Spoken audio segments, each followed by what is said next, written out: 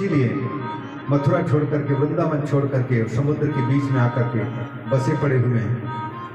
तो आपका राजाओं के साथ में विरोध का मतलब है ये जो इंद्रियां हैं यही राजा हैं, और इनके भोग और इनके साथ में आपका तालमेल नहीं है, क्योंकि जो व्यक्ति इन इंद्रियों के सेवन में लग जाता है वह आपके साथ में नाता रिश्ता नहीं जोड़ता है। तो आपका भी इनके साथ में नाता रिश्ता नहीं है। आपने कहा था कि समुद्र के बीच में डर के कारण घुसे पड़े हुए हैं यहाँ पर, तो आपका समुद्र के बीच में रहना, बस हृदय समुद्र में आप घुसे पड़े हुए हैं जहाँ किसी को पता नहीं लगता है। और आपने कहा, भगवान ने ये भी कहा था कि उदासीना वयम नूनम नस्त्र प्रत्यार्थ कामुका, हम तो उदासीन ठहरे, न तो हमको किसी स्त्री से लेना देना है, न बच्चों से लेना देना है, न धन दौलत से लेना देना है, और गृहस्थ जीवन चलाना है।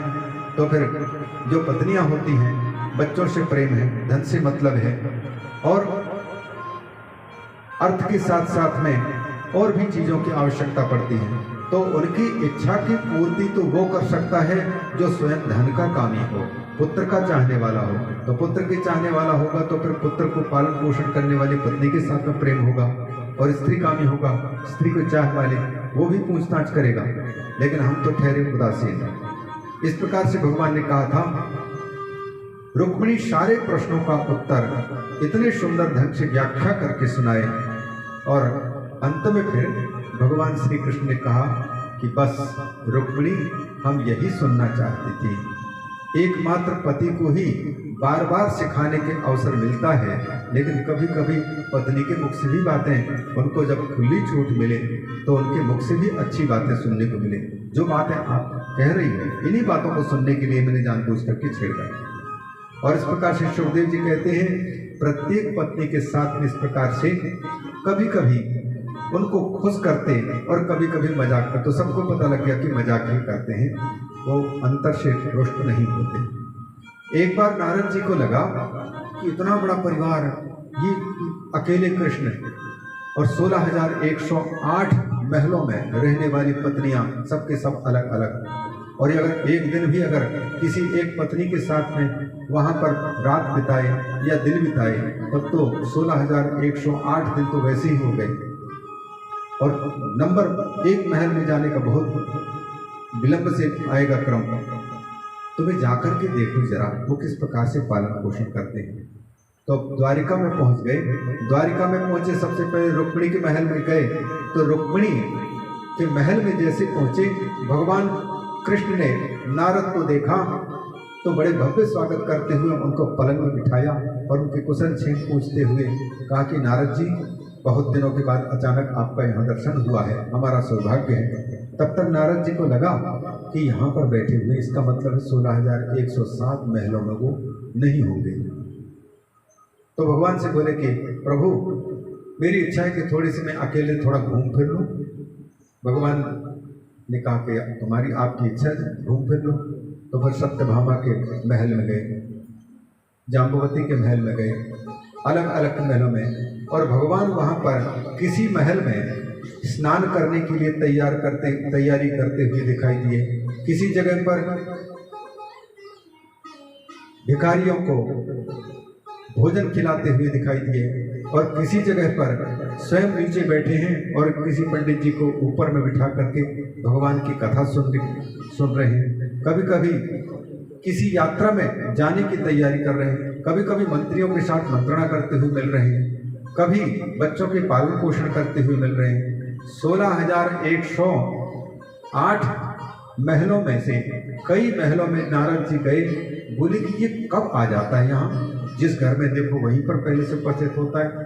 भगवान ने अंत में नारद जी से कहा कि नारद जी, आप जो देखना चाहते थे तो देखने को मिला कि नहीं। नारद जी ने कहा कि प्रभु, सचमुच मुझे आश्चर्य था कि आप अकेले इतने लोगों का पालन पोषण कैसे करते होंगे। आज मुझे मालूम पड़ गया कि आप इसी प्रकार से दुनिया में हर घर में माता पिता बच्चे, इन सबके रूप में रह करके उन सबकी रखवाली करने वाले आप एक अकेले संभाल रहे हैं और एक ही साथ पूरे विश्व के भरण पोषण करने वाले, क्योंकि विश्व ही आपका कुटुंब है। तो जैसे यहाँ एक अकेले ही 16,108 की जगह में 24 घंटे उपस्थित रहते हैं और किसी भी पत्नी को अपने से दूर गए लगती ही नहीं, उसी प्रकार से आप सब जगह में उपस्थित होकर के प्रत्येक जीव जंतु के भरण पोषण कर रहे हैं। हर जीव के सच्चे पति आप हैं, ये मालूम पड़ गया प्रभु। कहकर के भगवान नारद जी ने उनको प्रणाम किया और वहाँ से प्रस्थान किया। और इसके बाद फिर राजा नृग की कथा भगवान सुखदेव जी ने सुनाई। राजा नृग जो इक्ष्वाकु वंश में उत्पन्न हुआ था, इक्ष्वाकु का पुत्र के रूप में उनका नाम जाना जाता है। और दान करने में इतने दान किए, भागवत में लिखते हैं कि आकाश के तारों को गिनना आसान है, पर कितने गायों का दान किया था उसकी कोई गणना नहीं। धरती के धूल कणों को गिनना संभव है, लेकिन कितना दान किया, कितना सत्कर्म किया, इसका कोई पता नहीं। लेकिन एक आश्चर्य घटना देखने को मिली। भगवान श्री कृष्ण एक दिन साथियों के साथ में घूमने के लिए निकले, बगीचा घूमने के लिए। भूख प्यास लगी तो जाकर के कुएं के पास में जाकर के बच्चे लोग झांकने लग गए। तो उस कुएं में एक विशाल गिरगिट सूखे कुएं में पड़ा हुआ था और वो बाहर आने की कोशिश कर रहा है, लेकिन नीचे से ऊपर वो गिरगिट आ नहीं पा रहा है। पूरा कुआं के नीचे भाग पूरा भरा पड़ा हुआ है। बच्चों ने जब देखा तो कन्हैया से द्वारिकाधीश से कहा कि द्वारिकाधीश, ये देखो कौन सा जीव है यहाँ पर पड़ा हुआ है। भगवान ने जैसे देखा, दया आई, उन्होंने अपने पीताम्बर को नीचे की ओर किया और एक छोर को स्वयं पकड़ा। वो गिरगिट अपने हाथों से पकड़ा उस गमछा को और भगवान ने धीरे धीरे उसको बाहर किया। और जैसे बाहर किया, भगवान के हाथ का जैसे स्पर्श मिला तो वो दिव्य रूप धारण करके प्रकट हो गए। तो सभी बालकों के सामने भगवान कृष्ण ने पूछा कि तुम कौन हो भाई? अभी यहाँ पर कुएं में गिरगिट की भांति पड़े थे और इतना सुंदर रूप धारण कर लिए, अपना परिचय दो। तो उन्होंने कहा कि मेरा नाम नृग है, मैं राजा नृग हूँ। यहाँ गिरगिट के रूप में आने की तुम्हारी फिर ये घटना कैसे हुई? नृग ने कहा कि मैंने बहुत धार्मिक अनुष्ठान किए, दान दिया, गायों का दान दिया, बड़ा पुण्यात्मा मैं कहलाता था। अगर प्रभु आपने दानियों के नाम सुने होंगे तो निश्चित रूप से हमारा भी नाम दानियों में उल्लेखित हुआ होगा। तो फिर गिरगिट बने कैसे इतने बड़े दानी को? गिरगिट बनने का अवसर क्यों आया? बोले बस एक गलती हो गई हमसे। एक बार एक ब्राह्मण पहुंचे और उनकी इच्छा के अनुरूप हमने 1000 गाय उनको दान की। वो गाय लेकर के चला गया, रास्ते में पानी पी आया और चरने के लिए गायों को खुली छूट दे दी। पानी पी करके चरे, इसके बाद फिर पानी पिलाया। पानी पिला करके वो अपने घर में ले गए उन गायों को। तो जब वहाँ पहुँचे थे, उसी समय पर मेरे पास में दूसरा ब्राह्मण आया हुआ था। उसको भी गायों की जरूरत थी, तो हमने उसको भी 1000 गाय दान में दे दी। गाय दान दे दी तो वो चले गए। और उधर जिस ब्राह्मण को हमने 1000 गाय दान की थी, उसने वहां जाकर के गौशाला में गिनना शुरू किया अपने गायों को, तो 999 गाय निकले, एक गाय नहीं मिल रही। तो वो वापस लौटे तो पीछे से जो ब्राह्मण ले जा रहा था गायों को हाँक करके, उन गायों के बीच में उस पहले वाले ब्राह्मण के गायों में से एक गाय जो बिछुड़ करके वहीं रह गए थे, वो जाकर के उनके बीच में मिल गई। सुखदेव जी कहते हैं ये गाय राजा नृग के पास में पहुंच करके उन गायों में मिल चुकी थी। और जब दूसरे ब्राह्मण को दान कर रहे थे तो धोखे से जिस गाय को पहले दान किए थे, वो गाय भी इन्हीं गायों में गिन करके दूसरे ब्राह्मण को पहुंचा दिए। ये लेकर के जा रहे थे और वो पहले वाले ब्राह्मण जब वापस लौटे तो उस गाय के नंबर को देख करके कहा कि ये हमारी गाय है, राजा नृग ने हमको गाय दान किया था। तो बाद वाले पंडित जी ने, ब्राह्मण ने कहा कि हमको दान किया है, ये हमारी गाय है। तो बोले तो आपकी कैसे हो सकती? बोले आपकी कैसे हो सकती? बोले हमको दान किया है। बोले हमको भी दान किया है। बोले इसका निर्णय नहीं हो सकेगा, चलो राजा नृग के पास में जिसने दान किया है उसी से पूछे कि आपने किसको दान किया है। जाकर के पहले वाले पंडित जी ने कहा कि राजन, आपने मुझे 1000 गाय दान की थी और 1000 गायों में से एक गाय छूट करके वापस आ गई। अब वो गाय हमको नहीं मिली, लेकिन बाद में आकर के जब देखा कि ये गाय हमारी है, और पंडित जी कह रहे हैं कि मुझे दान किया है, तो क्या आपने इनको भी दान किया है? राजा नृग ने कहा हाँ, हमको दान किया है। तो क्या आपने हमको दान नहीं किया था? नहीं, आपको भी दान किया था। तो फिर ये गाय किसकी कहलाएगी?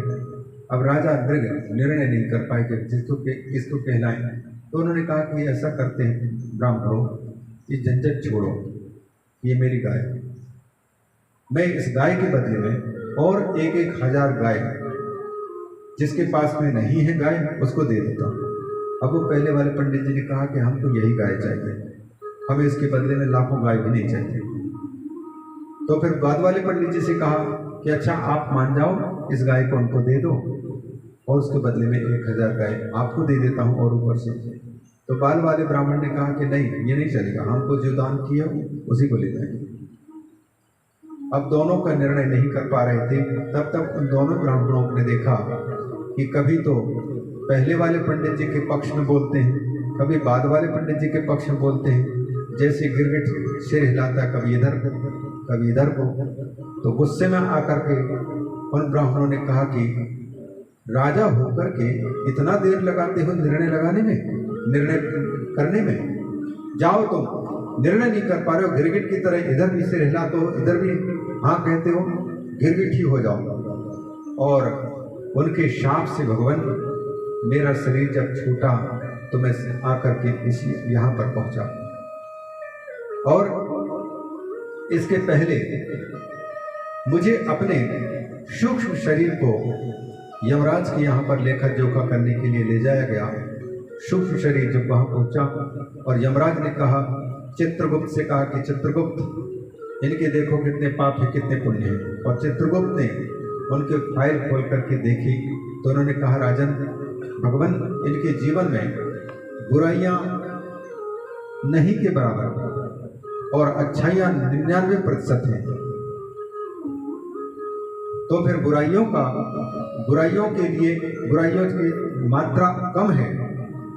यमराज ने पूछा कि राजन, आप बड़े पुण्यात्मा हैं, आपके पाप बिल्कुल नहीं है, एक ही पाप है, एक ही अपराध है और बाकी सब आपके पुण्य ही पुण्य है। तो आप पर हम निर्णय छोड़ते हैं, आप राजा भी रहे कि पहले पापों का फल भोगना चाहते हो कि पुण्यों का फल भोगना चाहते हो। तो राजा नृग ने कहा कि भगवान, बस वही सूची कटा न्याय से पहले हमको पापों का फल दे दो और इसके बाद फिर लंबे समय तक पुण्यों का फल हम भोगते रहेंगे। तो भगवान यमराज ने निर्णय करके और उस अपराध के फल के रूप में यहाँ पर गिरगिट की योनि पर प्राप्त करा दी उन ऋषि के शाप के कारण। इस प्रकार से मैं यहाँ पहुँचा और उन ऋषियों से हमने क्षमा याचना की थी। तो उन्होंने कहा था कि जाओ किसी समय पर द्वारिका के पति भगवान कृष्ण के रूप में अवतीर्ण होकर के जब अपने अंग का हाथ का स्पर्श कराएंगे, उसी दिन तुम्हारा इस मृग के शरीर से, गिरगिट के शरीर से तुम्हारी मुक्ति हो जाएगी। इस प्रकार से भगवान को प्रणाम करके कहा कि भगवान, आपने कृपा करके इस गिरगिट के योनि से मुक्त किया और मुझे पुनः अपना देव रूप प्राप्त करा दिया। मैं आपको क्या प्रणाम करूं, क्या स्तुति करूं, क्या सेवा करूं, बस नमस्कार की भेंट ही स्वीकार कर लो। कह करके राजा नृग दिव्य रूप धारण करके जब चले गए तो भगवान श्री कृष्ण, जो कृष्णम वंदे जगत गुरु, सिखाना है तो राजा नृग के चले जाने के बाद में सब दोस्तों से कहा कि दोस्तों, ग्वाल वालों, देखा जिस राजा ने पुण्य कमाया और इतनी गाय दान की, लेकिन उससे केवल एक ही गलती हुई कि जो गाय दान कर चुके थे उस गाय में उनका अब अधिकार कोई रह नहीं गया था। पहले वाले ब्राह्मण को दिए तो उसका हो चुका था, लेकिन उसकी गाय धोखे से आकर के राजा नृग की गायों में घुस गई और धोखे से राजा नृग ने उस गाय को दूसरे ब्राह्मण को दान कर दिया। तो उनको यह अपराध हुआ कि दान की हुई जो संपत्ति है ब्राह्मण की जब हो चुकी है तो उसको धोखे से भी नहीं स्वीकार करना चाहिए था, लेकिन उन्होंने लेकर के उसका जो दान किया, ये कोई बहुत बड़ा अपराध नहीं, लेकिन उसके बल में, उसके परिणाम रूप में राजा नृग को गिरगिट बन करके इस कुएं में दुख उठाना पड़ा। इसलिए तुम लोग समझ जाओ, ब्राह्मण का धन, ब्राह्मण की संपत्ति, संतों की संपत्ति कभी भी एक परमाणु मात्र भी उनकी संपत्ति पर टेढ़ी दृष्टि करके अथवा उसको अपनाने की कोशिश नहीं करना, क्योंकि राजा नृग को देख लिया, उनकी कोई बहुत गलती नहीं थी, बस धोखे से दूसरे की संपत्ति दूसरे को दान करने का अपराध हो गया। इसलिए कभी भी अब इस प्रकार की गलती नहीं करना। और इस प्रसंग में बड़ी सुंदर बात कहते हैं कि जो पराया धन लेकर के या अपहृत करके जीता है उसको कहते हैं 60 वर्षी सहस्त्राणी विष्ठायाम जायते कृमि। 60,000 वर्षों तक वो कृमि बनता है, गोबर का कीड़ा अथवा मनुष्य के शौच का कीड़ा बन करके जीता है। इसलिए दूसरे की संपत्ति नहीं लेनी चाहिए, नहीं हड़पना। और उन बच्चों को इसलिए सिखा रहे हैं क्योंकि अब धीरे धीरे आगे उद्दंड न हो जाए।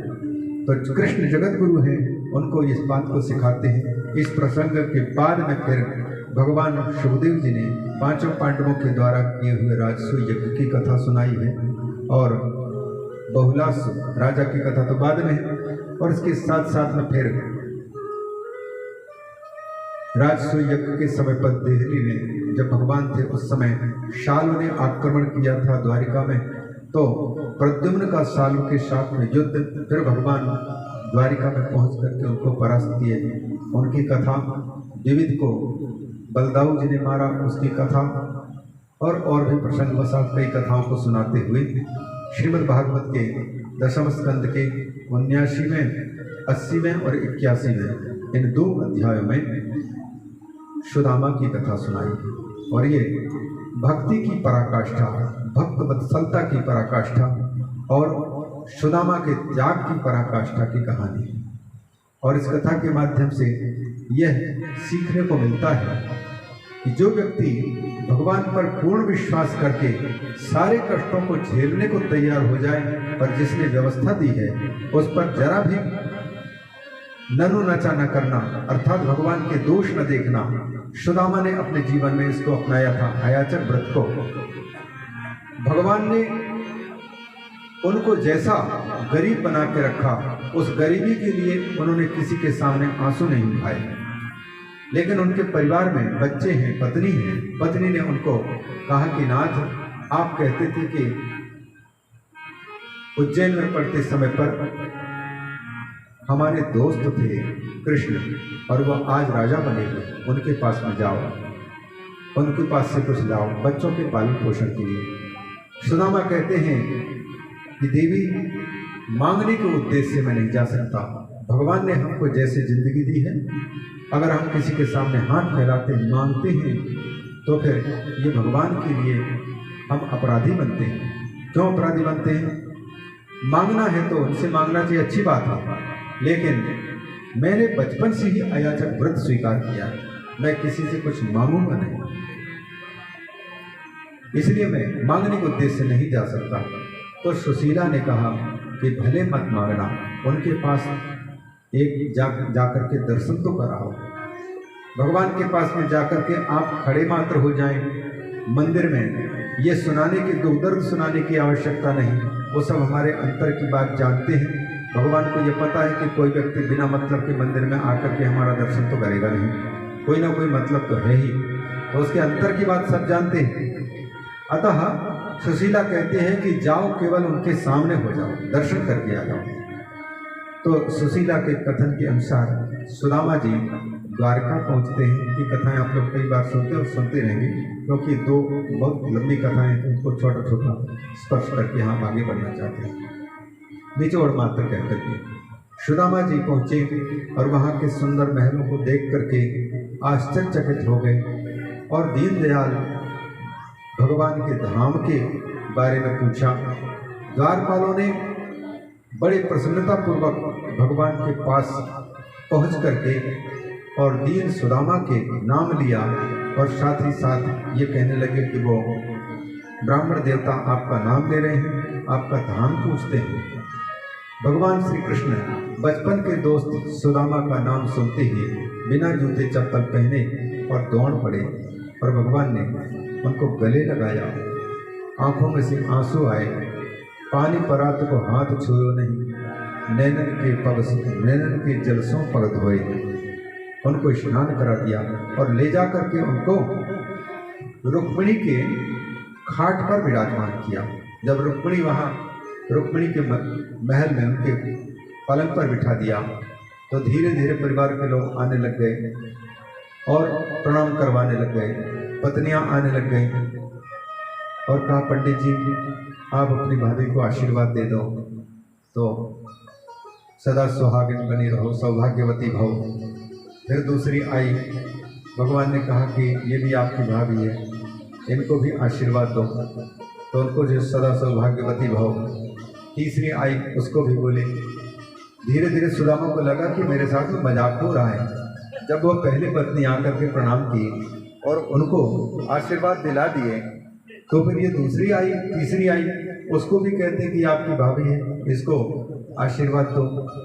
तो कन्हैया से पूछा कि आप सही में आप अपनी पत्नी के बारे में बता रहे हैं कि यहाँ की बोली में किसी भी स्त्री को भाभी कहने की आदत तो नहीं? जैसे गुजरात में सभी को भाई और बहन ही बोलते हैं, बहन, और कलकत्ता में दादा और दीदी बोलते हैं, तो वैसे ही यहाँ भी कहीं स्त्री मात्र को भाभी कहने की तो परंपरा नहीं। तो भगवान ने कहा कि अभी तो कुछ ही लोग आए हुए हैं, अभी तो और आने वाले हैं। तो सुदामा ने कहा कि पहले इकट्ठे बुला लो। जब सब के सब आए तो सुदामा ने देखा इतना बड़ा परिवार और इतनी पत्नियां, दंग रह गए। भगवान ने कहा कि इनको अब आप थोक के यहीं से आशीर्वाद दे दो। भगवान सुदामा जी उनको आशीर्वाद दिए। फिर उनके चले जाने के बाद में बातचीत होने लगी गुरुकुल की पढ़ाई की, और पढ़ाई के साथ साथ में सुदामा पोटली जो दबा करके ले गए थे अपनी पत्नी के दिए हुए 4 मुट्ठी चिवड़ा, भगवान तो जानते थे कि किस लिए आए, लेकिन जानबूझ करके छेड़ने लगे कि हमें वो बचपन की बात याद आ रही है जब हम पढ़ते थे। एक बार में बरसात हो गई थी और गुरु माता ने हमको लकड़ी लेने के लिए भेजा था। उस समय पर हमको भी भूख लगी थी और आप भी भूखे थे, और हमें तो वो समय की बात याद आती है जब आप ऊपर में बैठ करके कटर कटर चना चबा रहे थे। तब तो उनको बड़े संकोच होने लगे सुदामा जी को कि मेरी सारी पोल खोल रही। फिर भगवान ने उनको बात बदल करके कहा कि मित्र, शादी आदि हुई कि नहीं? तो सुदामा ने कहा कि हाँ आपकी भाभी है। तो बच्चे भी उनके हाँ बच्चे थे। अब सुदामा को डर लगने लग गया कि कैसे रहते हैं, किस प्रकार से होंगे, तो मुझे सब कुछ सच सच बताना पड़ेगा और मुझ पर दया आएगी भगवान की। तब तक भगवान ने मजाक करते हुए कहा कि पंडित जी आप साथ साथ हमारे पढ़े, लेकिन जब आपकी शादी हो रही थी उस समय आपको अपना मित्र याद नहीं आया, आपने हमें खबर तक नहीं दी। आप केवल कम से कम सूचना दे देते, हम आ जाते आपकी शादी में। तो फिर सुदामा ने कहा कि मेरी तो एक ही पत्नी, आपको तो 16,108 इतनी पत्नियां हैं। इन पत्नियों में से एक भी पत्नी के साथ में विवाह होते समय पर आपने ख्याल नहीं किया। इस प्रकार से मजाक चलता रहा, बातचीत चलती रही। वक्ता लोग ये भी सुनाते हैं कि जब भगवान के पास तो सुदामा पहुँचे थे तो अपनी इज्जत बचाने के लिए उसके फटे पुराने धोती को उतरवा लिए और अच्छे पीताम्बर उनको पहनने के लिए दे दिए। और सुदामा को संकोच हो रहा है कि कहीं हमारी दुर्दशा के बारे में न पूछने लग जाए, कहीं हमको मांगने की जरूरत न पड़ जाए, नहीं तो मेरे जो न मांगने का व्रत है वो भंग हो जाएगा और भगवान के प्रति मेरा विश्वास कलंकित हो जाएगा। वो चाहते थे और कहीं भगवान कुछ मांगने के लिए, कुछ देने के लिए कहने लग जाएंगे तो भी अच्छा नहीं। तो फिर सुदामा ने कहा कि अच्छा प्रभु, आपका दर्शन करने के लिए मैं आया था और मुझे अब अनुमति दीजिए। तब जब जाने लग गए तो कहते हैं कि वो नई धोती जो पहनने के लिए दिए थे, उस धोती को कहा कि आप इस धोती को उतार दो और या आप अपनी धोती पहन लो। तो सुदामा अंतर से इतने मुस्कुराए, खुश हो गए कि कम से कम एक धोती का ऋण भी हमारे पूर्व में ऊपर में नहीं रहा। बहुत अच्छा, वो जानते हैं। रास्ते में जब चल रहे थे तब भगवान ने कुछ नहीं दिया प्रत्यक्षता, लेकिन सुदामा यहाँ है और रातों रात द्वारिकापुरी में, सुदामापुरी में ये पूरी की पूरी महल तैयार है। सुंदर महल, सुंदर पत्नी, बेटे, सबके सब खुश हैं और वो प्रतीक्षा कर रहे हैं कि कब आएंगे सुदामा जी। और रास्ते में जाते हुए सुदामा ये कह रहे हैं कि भगवान की बहुत बड़ी कृपा है। भगवान को क्योंकि ये पता है कि मेरा भजन करता है सुदामा, और यदि इसको हम कुछ दे देंगे तो दिए हुए वस्तु पर यह रीझ जाएगा और उसका ध्यान उसी पर रहेगा, मन उसी पर लगा रहेगा और ये भगवान का भजन नहीं कर पाएगा। तो यही जानकर के कृपा करके मुझे भजन करने का अवसर देने के लिए ही भगवान ने प्रत्यक्ष सब कुछ नहीं दिया।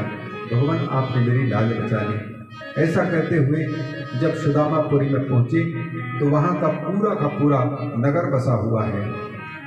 सुदामा जब नजदीक में पहुंचे, भगवान की प्रेरणा से सुदामा की पत्नी, उनके बेटे और सुदामापुरी के लोग अगवानी करने के लिए तैयार, ब्राह्मण लोग वेद मंत्र पढ़ते हुए और शंख बजाते हुए और सुंदर गाजे बाजे के साथ में सुदामा के स्वागत करने के लिए आ रहे हैं। सुदामा जी को लगा कि कहीं हम दूसरी जगह पहुंच चुके हैं।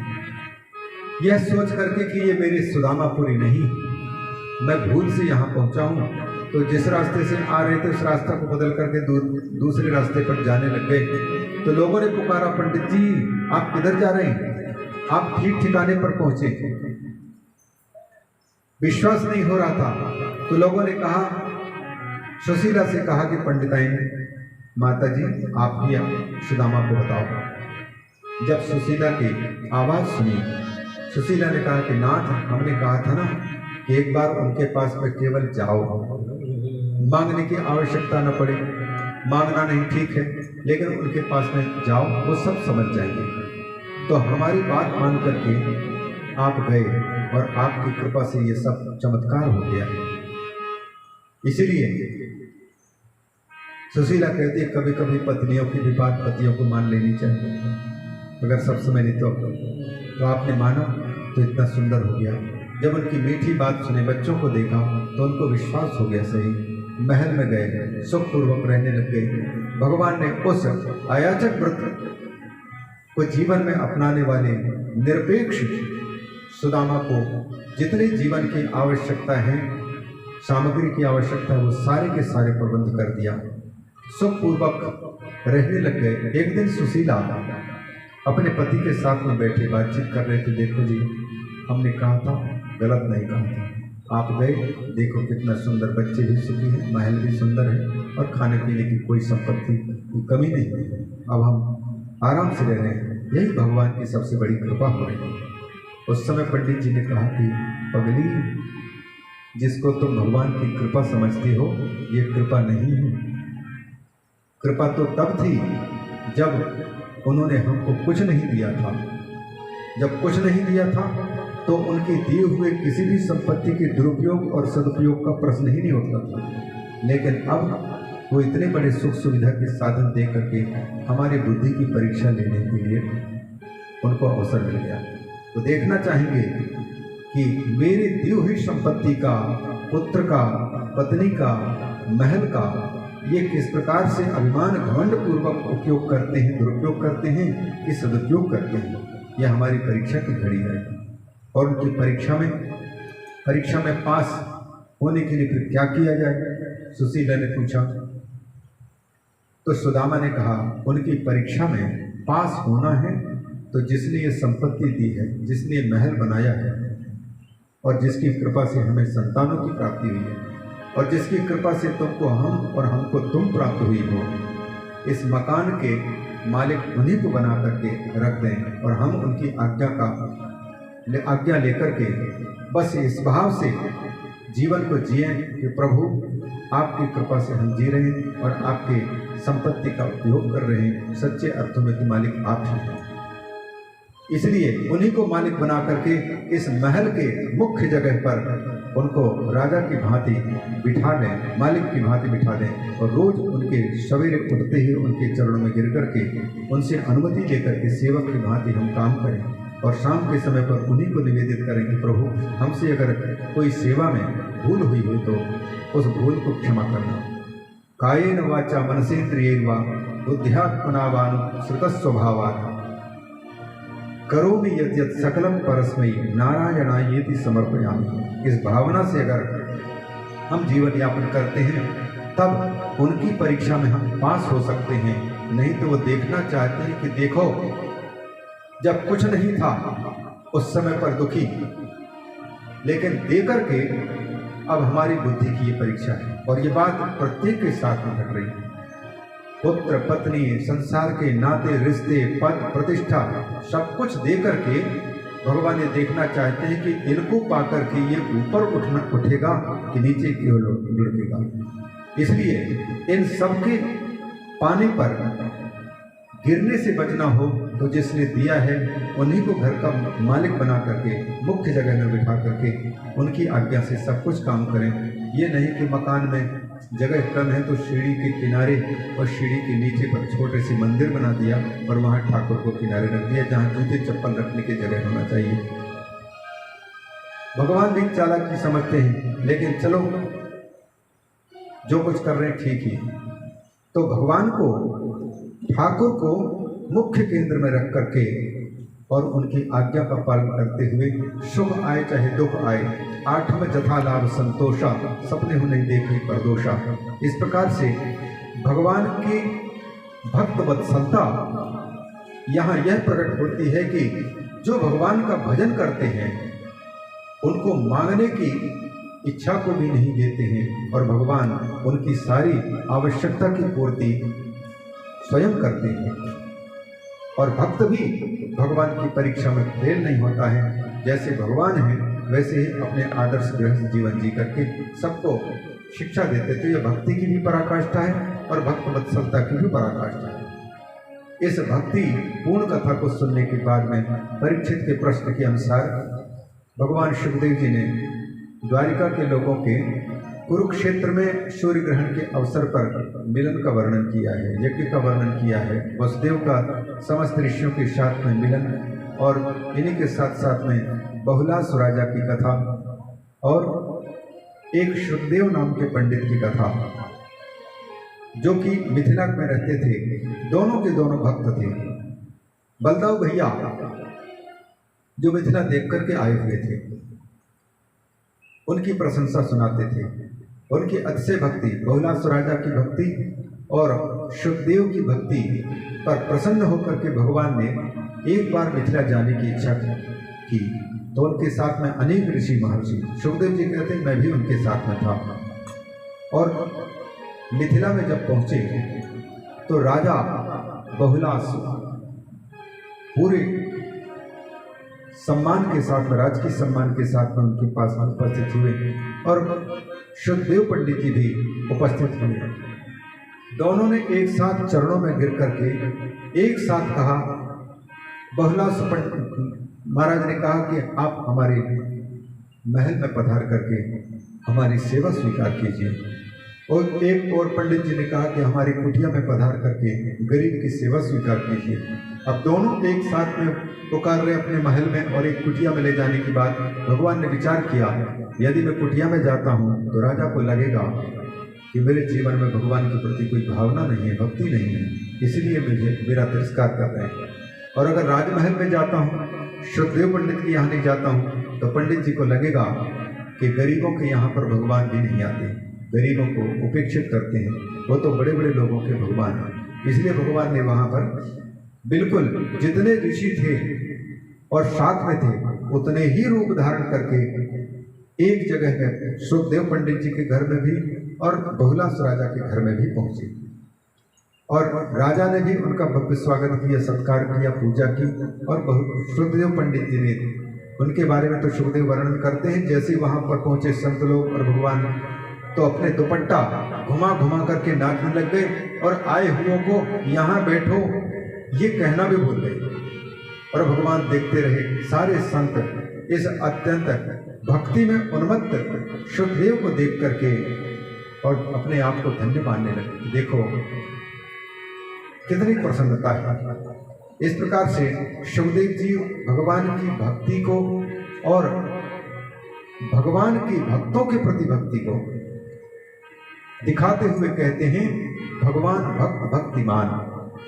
भगवान का भक्त तो सारा संसार हो सकता है, लेकिन भगवान भी अपने भक्त की भक्ति करते हैं।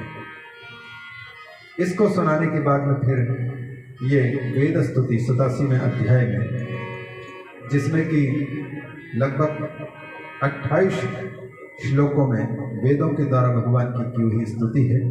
और इसमें एक प्रश्न का उत्तर दिया गया है कि भगवान शब्द से परे हैं, संबंध से परे हैं, क्रिया से परे हैं, गुण से परे हैं, जाति से परे हैं। और जो शब्द है, शब्द के द्वारा यदि कथन किया जाता है तो जो जिसको कह रहे होंगे हम, जैसे मकान कहा तो मकान शब्द जो बोला गया तो वो पार्थिव चीज, मिट्टी की बनी हुई कोई चीज है, उसका कोई गुण है, उसकी कोई क्रिया है और उसका किसी के साथ कुछ नाता रिश्ता है। लेकिन भगवान में किसी भी शब्द के अर्थ बनने की ये संभावना नहीं दिख रही। शब्द की वहां पर पहुंच ही नहीं। तो फिर ये सारे वेद और वेद मूलक शास्त्र जिनका वर्णन कर रहे हैं तो ये फालतू जा रहे हैं, बेकार, क्योंकि इन शब्दों से परे हैं। भगवान ना तो शब्द हैं ना शब्द के अर्थ हैं। इसलिए परीक्षित का प्रश्न था कि प्रभु निर्गुण परमात्मा जो शब्द की सीमा में नहीं आते, न किसी नाते के हैं, न कोई जाति है, न कोई गुण है, न कोई संबंध है, तो फिर ये शब्द किनका वर्णन कर रहे हैं और शब्द से उनका कथन कैसे हो सकता है। और अत्यंत जटिल प्रश्नों में से ये नंबर 1 जटिल प्रश्न है, जिसको उत्तर देते समय पर बिल्कुल वैदिक शब्दों के द्वारा, वेदों के द्वारा की गई स्तुति को प्रस्तुत किया गया है। और ये बताया गया है कि शब्द के साक्षात पहुंच भगवान तक नहीं है। शब्द की 3 शक्तियां होती हैं। एक अभिधा शक्ति है, एक लक्षणा शक्ति है और एक व्यंजना शक्ति है। अभिधा शक्ति से हमने चम्मच कहा तो इस चीज का ख्याल हमको तुरंत आया, तो इसको कहेंगे अभिधेय। और जो शब्द निकला उसको कहेंगे अभिधा, और उसकी उसी शक्ति से इसका बोध होगा। लेकिन हमने कहा कि भैया इनके एक नहीं 5-5 चमचे हैं, तो क्या अर्थ निकल जाएगा। 5-5 चमचे, चम्मच की जगह में चमचा बोल दिए तो उसका अर्थ का कुछ और भी अर्थ निकलने लग गया। तो वो दूसरे अर्थ को, एक शब्द को सुन करके हमारे चित्त में जो अर्थ साक्षात पहले आए उसको कहते हैं शब्द की अभिधा शक्ति से प्रकट होने वाला अर्थ। और एक लक्षणा शक्ति है। लक्षणा शक्ति में ऐसा होता है, जैसे किसी ने कहा कि गंगा जी चलो घूमने के लिए, उस व्यक्ति को कहा जिस व्यक्ति का घर गंगा जी के तट पर है, तो किसी ने कहा कि इनको गंगा जी घुमाने के लिए ले जाने की बात करें, ये तो गंगा जी में ही रहते हैं। तो गंगा जी में रहते हैं कहने का मतलब गंगा के अंदर में महल बना करके नहीं रह रहे, बल्कि गंगा जी के किनारे रहते हैं। तो यहाँ गंगा में रहते हैं का मतलब है गंगा के किनारे रहते हैं। जबकि गंगा के किनारे रहते हैं इस बात को बताने के लिए कोई शब्द प्रयुक्त नहीं है, सीधे गंगा शब्द बोला गया है। तो गंगा वो लक्षणा से गंगा के तट का अर्थ देता है। जैसे हम लोग कहते हैं कौन खेल रहा है भैया, बोले भारत खेल रहा है। कौन बल्लेबाज कर रहा है या कौन बॉलिंग कौन कर रहा है, तो वो देश का नाम लेते हैं। तो देश तो जड़ चीज है, वो तो कोई बल्ला उठा नहीं सकता। तो इसका अर्थ क्या निकलता है, भारत खेल रहा है माने भारत के खिलाड़ी खेल रहे हैं। तो भारत के खिलाड़ियों को भारत खेल रहा है। कभी कभी रास्ते में जा रहे हैं और कहीं जाना है रिक्शा चलाने वाले को हम पुकारते हैं, रिक्शा इधर आओ। तो रिक्शा चलाने वाले को जो कहा जा रहा है, तो रिक्शा का अर्थ यहाँ रिक्शा चलाने वाला हो जा रहा है, बुकाया रिक्शा को, लेकिन अर्थ निकला रिक्शा चलाने वाला। इसको लक्षणा से बोलते हैं। लक्षणा शक्ति इस अर्थ को देता है और इन्हीं से सारा व्यवहार भी चलता है। उसी प्रकार से एक तीसरी है व्यंजना शक्ति। अब आज आयोजक परिवार की ओर से आप सबको भी पता है कि 5 बजे ये जो कथा को विराम देने के लिए बात कही गई है और हवन भी करना है, तो फिर 5 बजे जैसे पहुँचेगी और किसी ने हमसे कह दिया महाराज जी 5 बजने वाले हैं, तो उसका क्या अर्थ होगा? उसका अर्थ होगा कि आप कथा बंद कीजिए। उन्होंने तो नहीं कहा कि कथा बंद कीजिए, पर उन्होंने कहा कि महाराज जी 5 बजने वाले हैं। तो 5 बजने वाले हैं, इस कथन को हम कहेंगे व्यंजना शक्ति से, व्यंग से निकलने वाला अर्थ कहेंगे। शाम का समय हो गया, 8 बज गए और किसी ने घड़ी देख करके महाराज जी 8 बज गए, तो इसका मतलब है बंद करो, आप ज़्यादा खींच रहे हैं, ये अर्थ निकलता है। तो व्यंजना शक्ति से, तो ये 3 प्रकार के जो अर्थ हैं, इनमें से अभिधा शक्ति के द्वारा परमात्मा का सीधा कथन नहीं होता है, लक्षणा से किनारे रहकर के उनका अर्थबोध कराता है। यही बात इस वेद स्तुति के माध्यम से कहा गया है। और इसके बाद फिर ऋषियों में एक बार एक प्रश्न उठा कि इस संसार में महान कौन है, तो उसकी परीक्षा के लिए भृगु ऋषि को नियुक्त किया गया था। ये बात हम पहले प्रसंग वसात पहले दिन ही कह चुके हैं। भृगु ऋषि की बात कि उनमें से सहनशील भगवान विष्णु को बताया गया। और इसके बाद फिर इन कथाओं को सुनाते हुए भगवान विष्णु और भगवान शंकर, इन दोनों में से एक प्रश्न उठा कि जो भगवान विष्णु लक्ष्मीपति हैं, उनके पास में लक्ष्मी की याचना करने वालों की भीड़ कम होती है, और जो कुछ नहीं रखते हैं ऐसे शंकर भगवान के पास में कुछ दिखाई भी नहीं दे रहा है, बल्कि वो भीख मांग करके खाते हैं, वहाँ पर मांगने वालों की भीड़ ज़्यादा होती है। तो ये विपरीतता क्यों? भगवान शंकर के पास में मांगने वाले ज़्यादा और विष्णु के पास में मांगने वाले कम। तो उसका उत्तर देते सुखदेव जी कहते कारण ये है कि भगवान शंकर आगे पीछे कुछ नहीं देखते कि जो मांगने वाला है उसका दुरुपयोग करेगा कि सदुपयोग करेगा, सीधे दे देते हैं। और विष्णु यह सोच समझ करके देखते हैं कि जिस वस्तु को हम देंगे कहीं इस वस्तु को पाकर के कहीं मुझे ही न भूल जाए, भगवान का भजन करना न भूल जाए और दुरुपयोग न करे वस्तु का। इसलिए ठोक पीट करके पहले देख लेते हैं, बल्कि मांगने वाले को कई बार नहीं भी देते। इतना ही नहीं, भागवत में तो जगह जगह पर, चाहे राजा बलि का प्रसंग हो, चाहे इंद्र का प्रसंग हो, चाहे फिर वृत्रासुर का प्रसंग हो, वहाँ ये बात कही गई है कि भगवान जिस पर कृपा करते हैं उसकी सारी संपत्ति को ही छीन लेते हैं, ताकि वो कहीं का न रह जाए, अनाथ होकर के फिर जगन्नाथ को पुकारे, विश्वनाथ की शरण में आए। तो ऐसी स्थिति आती है। और शंकर भगवान के बारे में कहा कि शंकर भगवान कुछ आगे पीछे देखते नहीं, और इसके बदले में इसीलिए कई बार धोखा भी खा जाते हैं। अगर किसी ने कह दिया कि प्रभु मुझे ऐसी शक्ति दो कि हम जिसके सिर पर हाथ रखें आशीर्वाद देने के लिए, तो वही भस्म हो जाए, और आशीर्वाद दे भी दिया, और उन्हीं पर फिर भस्मासुर पीछे लग गया। पार्वती को देख करके सुंदर रूप को कि शंकर जी जब नहीं रहेंगे तो सुंदर पत्नी हमको मिल जाएगी, और वो तो विष्णु भगवान आकर के छोटे से ब्राह्मण बालक का रूप धारण करके और उनकी बुद्धि विचलित करके कहा कि तुम शंकर की बातों में आ गए, वो तो वैसे हो रहे हैं, वैसे भूत प्रेतों के साथ घूमते हैं, शमशान में घूमने वाले हैं, वो ऐसे भी बोलते रहते हैं, ये सच्ची बात उनकी नहीं होती। अगर उनके वचनों में आपको विश्वास है तो अपने सिर पर हाथ रख करके देखो, अभी पता लग जाएगा। और अगर नहीं हुए, फल नहीं देखने को मिला, तो उनको फिर कहना कि इनको झूठ मूठ करके दिया, बुद्धि उनकी गायब हुई, और उसे शकुनी के पुत्र भस्मासुर ने अपने सिर पर हाथ रखा, वहीं पर भस्म हो गए। इस प्रकार से भगवान विष्णु की चतुराई से शंकर भगवान को उनकी पत्नी से भी और उनकी जान से भी वंचित होने से बचा दिया। तो भगवान विष्णु की महानता को दिखाने के लिए ये बात को कही गई है। इस प्रकार से नवम दसम स्कंद के आखिरी अध्याय भगवान के अत्यंत पवित्र और अत्यंत वैभवपूर्ण सुख का वर्णन किया है। 11वें स्कंद को स्टार्ट करते हैं। 11वें स्कंद में 31 अध्याय है। सबसे पहले प्रथम अध्याय में ऋषियों का शाप यदुवंश को लगा, उसका कथन किया गया है। और इसके बाद फिर 2, 3, 4, 5 इन 4 अध्यायों में निमि नवयोगीश्वर संवाद को नारद जी ने वसुदेव जी के सामने प्रस्तुत किया है। एक बात प्रकट होती यहाँ पर, भगवान श्री कृष्ण वसुदेव जी के पुत्र बनकर के रह रहे हैं, लेकिन वसुदेव जी को ऋषियों ने कुरुक्षेत्र में सूर्य ग्रहण के अवसर पर बताया भी कि साक्षात भगवान ही आपका पुत्र बनकर के खेल रहे हैं, लेकिन फिर भी वसुदेव जी को फिर भूल जाता है। इसलिए नारद जी जब उनके यहाँ पर पहुंचे, वसुदेव जी के यहाँ पर,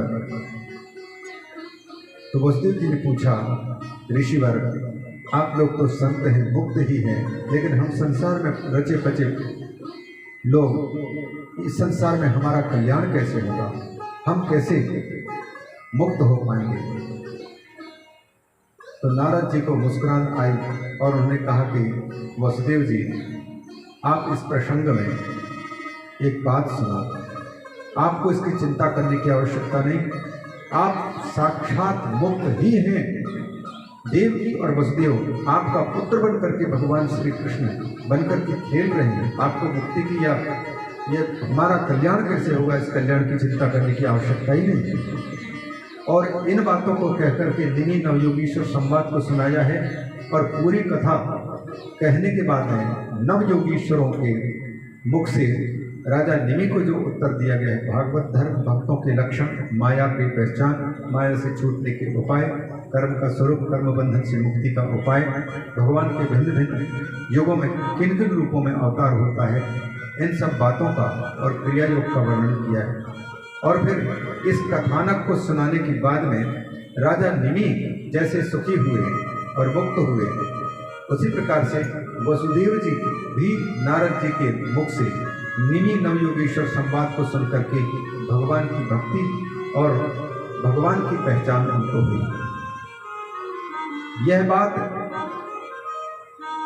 यह प्रदर्शित करती है कि भगवान हमारे यहाँ पर पुत्र बनकर के, पिता बनकर के, माता बनकर के, बहन बनकर के, पत्नी बनकर के, कोई भी सदस्य के रूप में खेल रहे होंगे, फिर भी जब तक नारद जी जैसा गुरुदेव आकर के ये न बताए, तब तक घर के सदस्यों के रूप में खेलने वाले उस परमात्मा का पहचान नहीं होता, मालूम नहीं पड़ता। जीवन भर न तो वसुदेव जी और देवकी को पता लगा, न नंद बाबा और यशोदा को पता लगा कि हमारे यहाँ पर भगवान है, तो सबके सब उनको सांसारिक संबंध ही दिखाई देते रहे। ये तो नारद जी आकर के परिचित कराते, तो नारद एक गुरु हैं।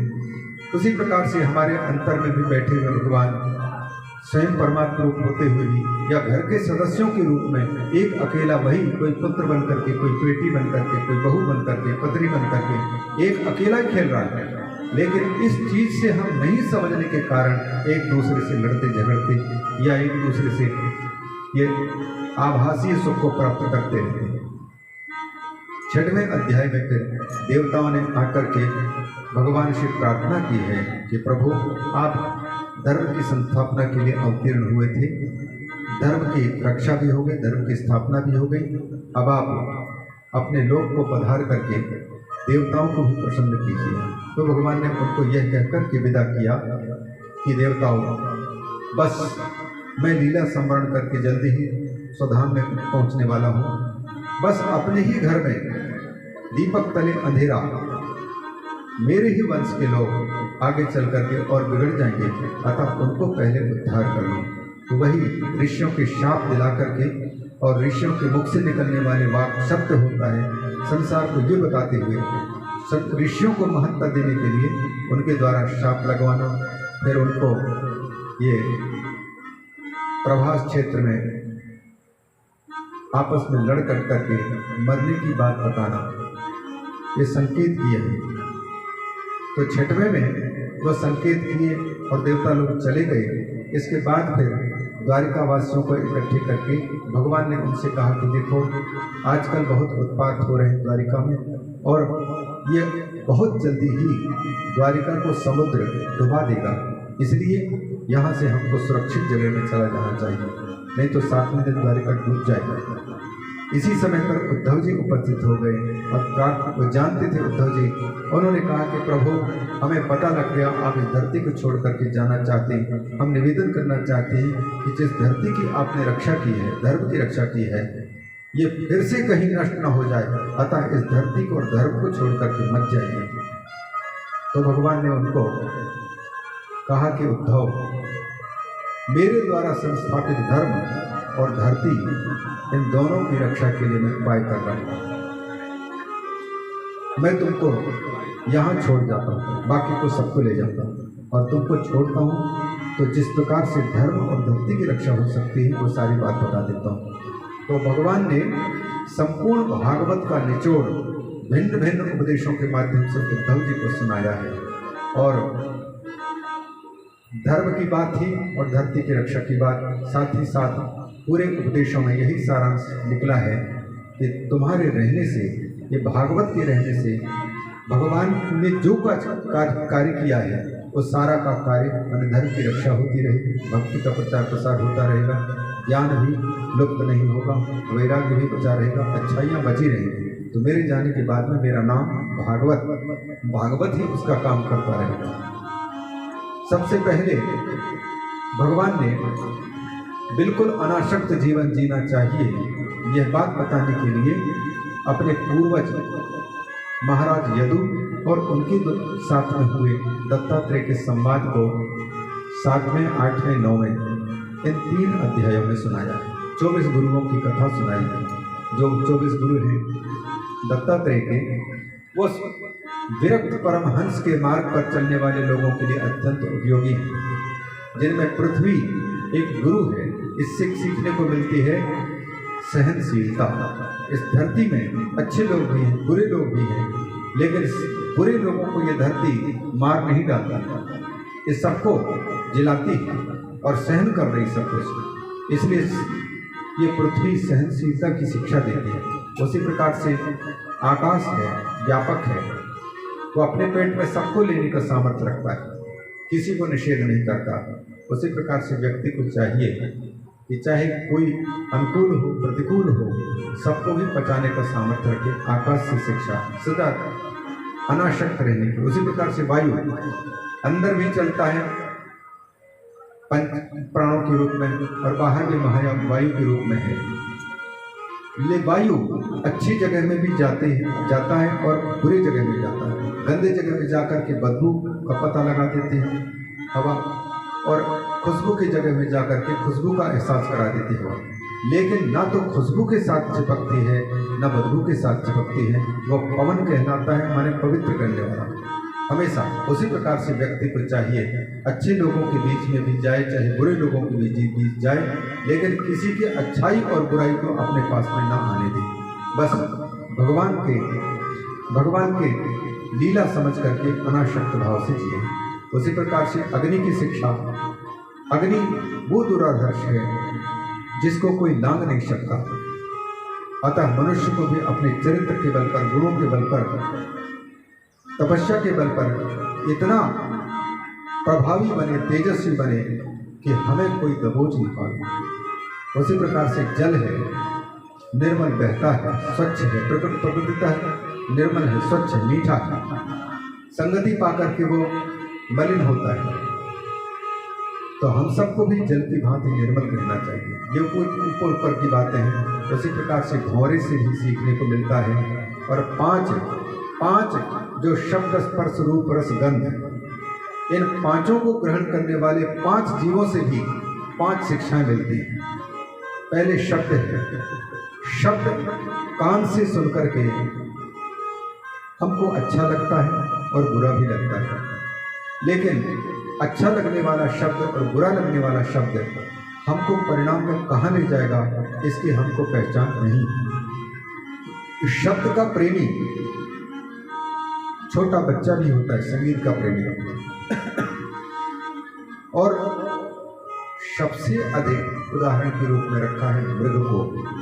हरिण को पकड़ने वाले लोग संगीत के माध्यम से कुछ बजाते हुए जंगल में फंसाते हैं और हरिण शब्द का प्रेमी होने के कारण उनके जाल में आ जाता है और पकड़ में आकर के फिर पराधीन हो जाता है। शिकारी उसको खत्म करके जीवन समाप्त करके अपना काम बना लेता है, अथवा कोई मृग चर्म निकालने वाला मृग के चर्म निकाल करके उसको मार करके किनारे कर देता है। तो जो मृग है, यदि वह शब्द पर लुप्त नहीं होता तो फिर उन बहेलियों के जाल में फंसाकर शब्द सुना करके फंसाने वालों के चक्कर से वो बच सकता था। तो एक शब्द उसके जीवन ले लेता है। दूसरा है स्पर्श। हमारी इस त्वचा को अगर पूछें तो ये मुलायम मुलायम गद्दा भौम के मुलायम स्पर्श चाहता है। इस त्वचा भी को देखें, स्पर्श तो इंद्रिय को, तो ये भी एक अकेले भी हाथी के जीवन ले लेते हैं। हाथी पकड़ने वाले लोग प्लास्टिक के हथनी बना करके रखते हैं और गड्ढा करके रखते हैं और उस गड्ढे को प्लास्टिक से ढक करके या किसी से ढक करके उसके ऊपर में प्लास्टिक के अथवा कागज के हथनी को रख देते हैं। जंगल का हाथी घूमता हुआ आता है, देखता है कि हथनी, और उसको स्पर्श सुख पाने के लिए नजदीक जाने की कोशिश करता है तो सीधे सीधे वह हथनी तो असली है नहीं, और उस कागज के ऊपर से जब गुजरता है तो नीचे कुआं में धड़ाम से गिर जाता है और हाथी पकड़ने वाले लोगों के कब्जे में फिर वो हाथी आ जाता है। फिर उसको जीवन भर मनुष्य पराधीन करके अंकुश के द्वारा उसको चलाता है और कोई कोई लोग मार भी डालते हैं। तो यदि वह हथनी के साथ में स्पर्श सुख की चाह से नहीं गया तो उसका जीवन बच सकता था, लेकिन इस त्वचा के अधीन होने वाला व्यक्ति सुंदर स्पर्श सुख के पीछे दौड़ता है तो अपने जीवन खो देता है। तीसरे हैं शब्द स्पर्श रूप। रूप का उदाहरण है पतंगा। दीपावली का समय आता है अथवा आजकल भी देखें जहाँ पर लाइट जल रही हो तो कितने कीड़े मकोड़े वहीं पर इकट्ठे होते हैं। हेलोजन है अथवा कोई जो है बड़ी लाइट है तो वहाँ जा कर के कैसे उस सुंदर रूप को देख करके अग्नि में अपने जान भी खो देते हैं, क्योंकि ये पतंगा है, रूप का प्रेमी है और सुंदर रूप को देख करके उनके नजदीक जाता है। दीपक के पास में आते दीपावली के समय में और नजदीक घूमते घूमते उस दीपक में जल करके खत्म हो जाते हैं। ये कौन हुआ? इन आँखों की चाह कि जो सुंदर रूप के दर्शन की चाह रखने वाली है, ये आँख भी हमारे लिए खतरे की निशानी है।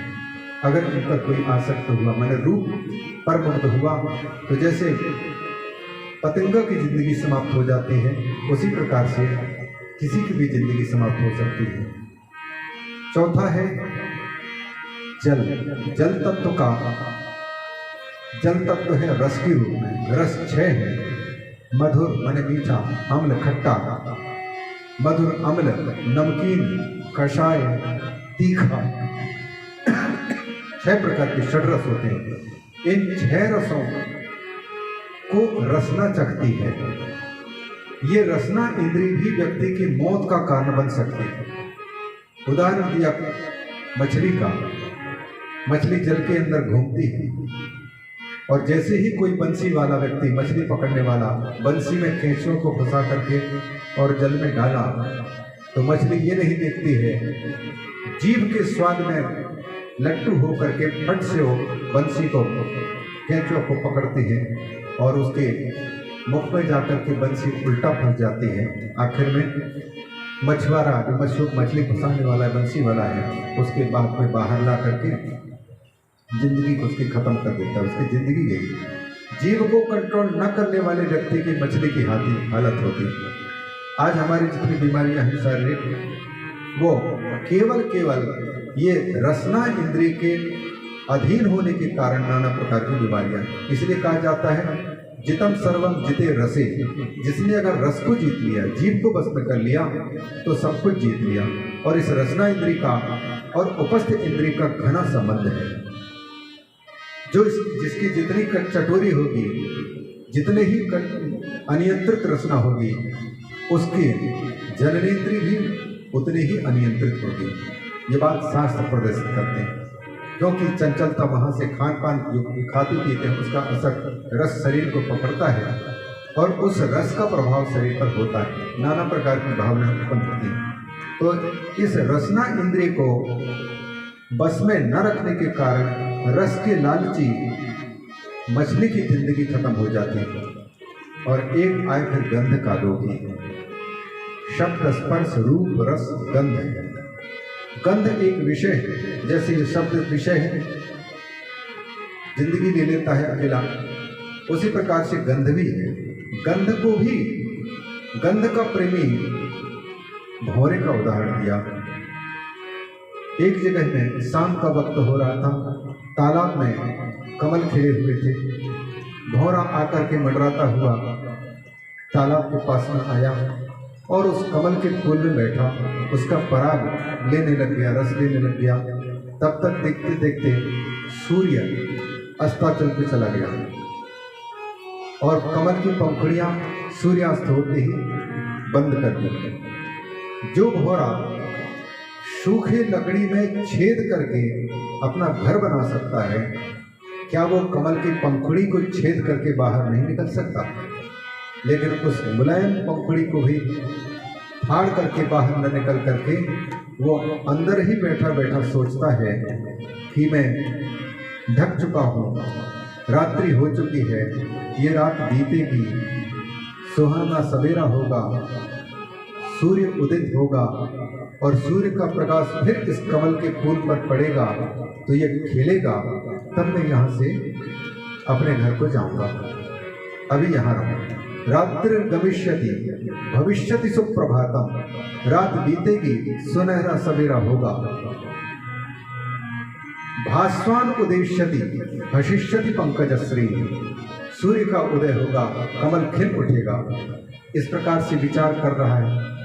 सूर्यास्त होते होते मुकुलित हो बंद हो जाने पर पंखुड़ियों के कवि कहता है, इत्थम विचिंतयति द्वेष कोश गते दुरे थे।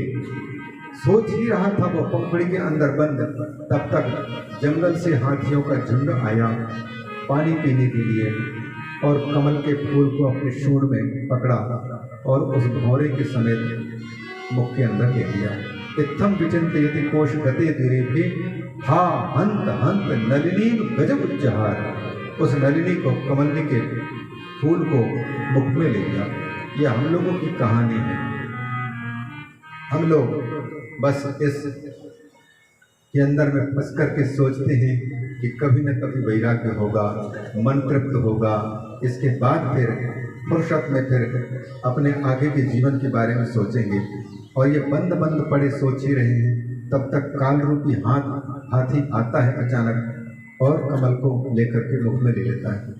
तो ये भौरा जो पराग का लोभी है, खुशबू का लोभी है, वो उस खुशबू को, गंध को बस में न करने के कारण, नाशिका को बंद में न करने के, ये नियंत्रण में न रखने के कारण जिंदगी खो लेता है। और मनुष्य के पास में ये तो एक शब्द स्पर्श रूप रस एक जीव की जिंदगी ले रहे हैं, और मनुष्य के पास में पांचों के पांचों को बुलाते हैं। आँख कहती है हमको ये सुंदर रूप दिखाओ, कान कहता है कि हमको ये सुनने को मिलना चाहिए। शब्द का प्रेमी कान है, और शब्द के प्रेमी में भी ऐसे शब्द।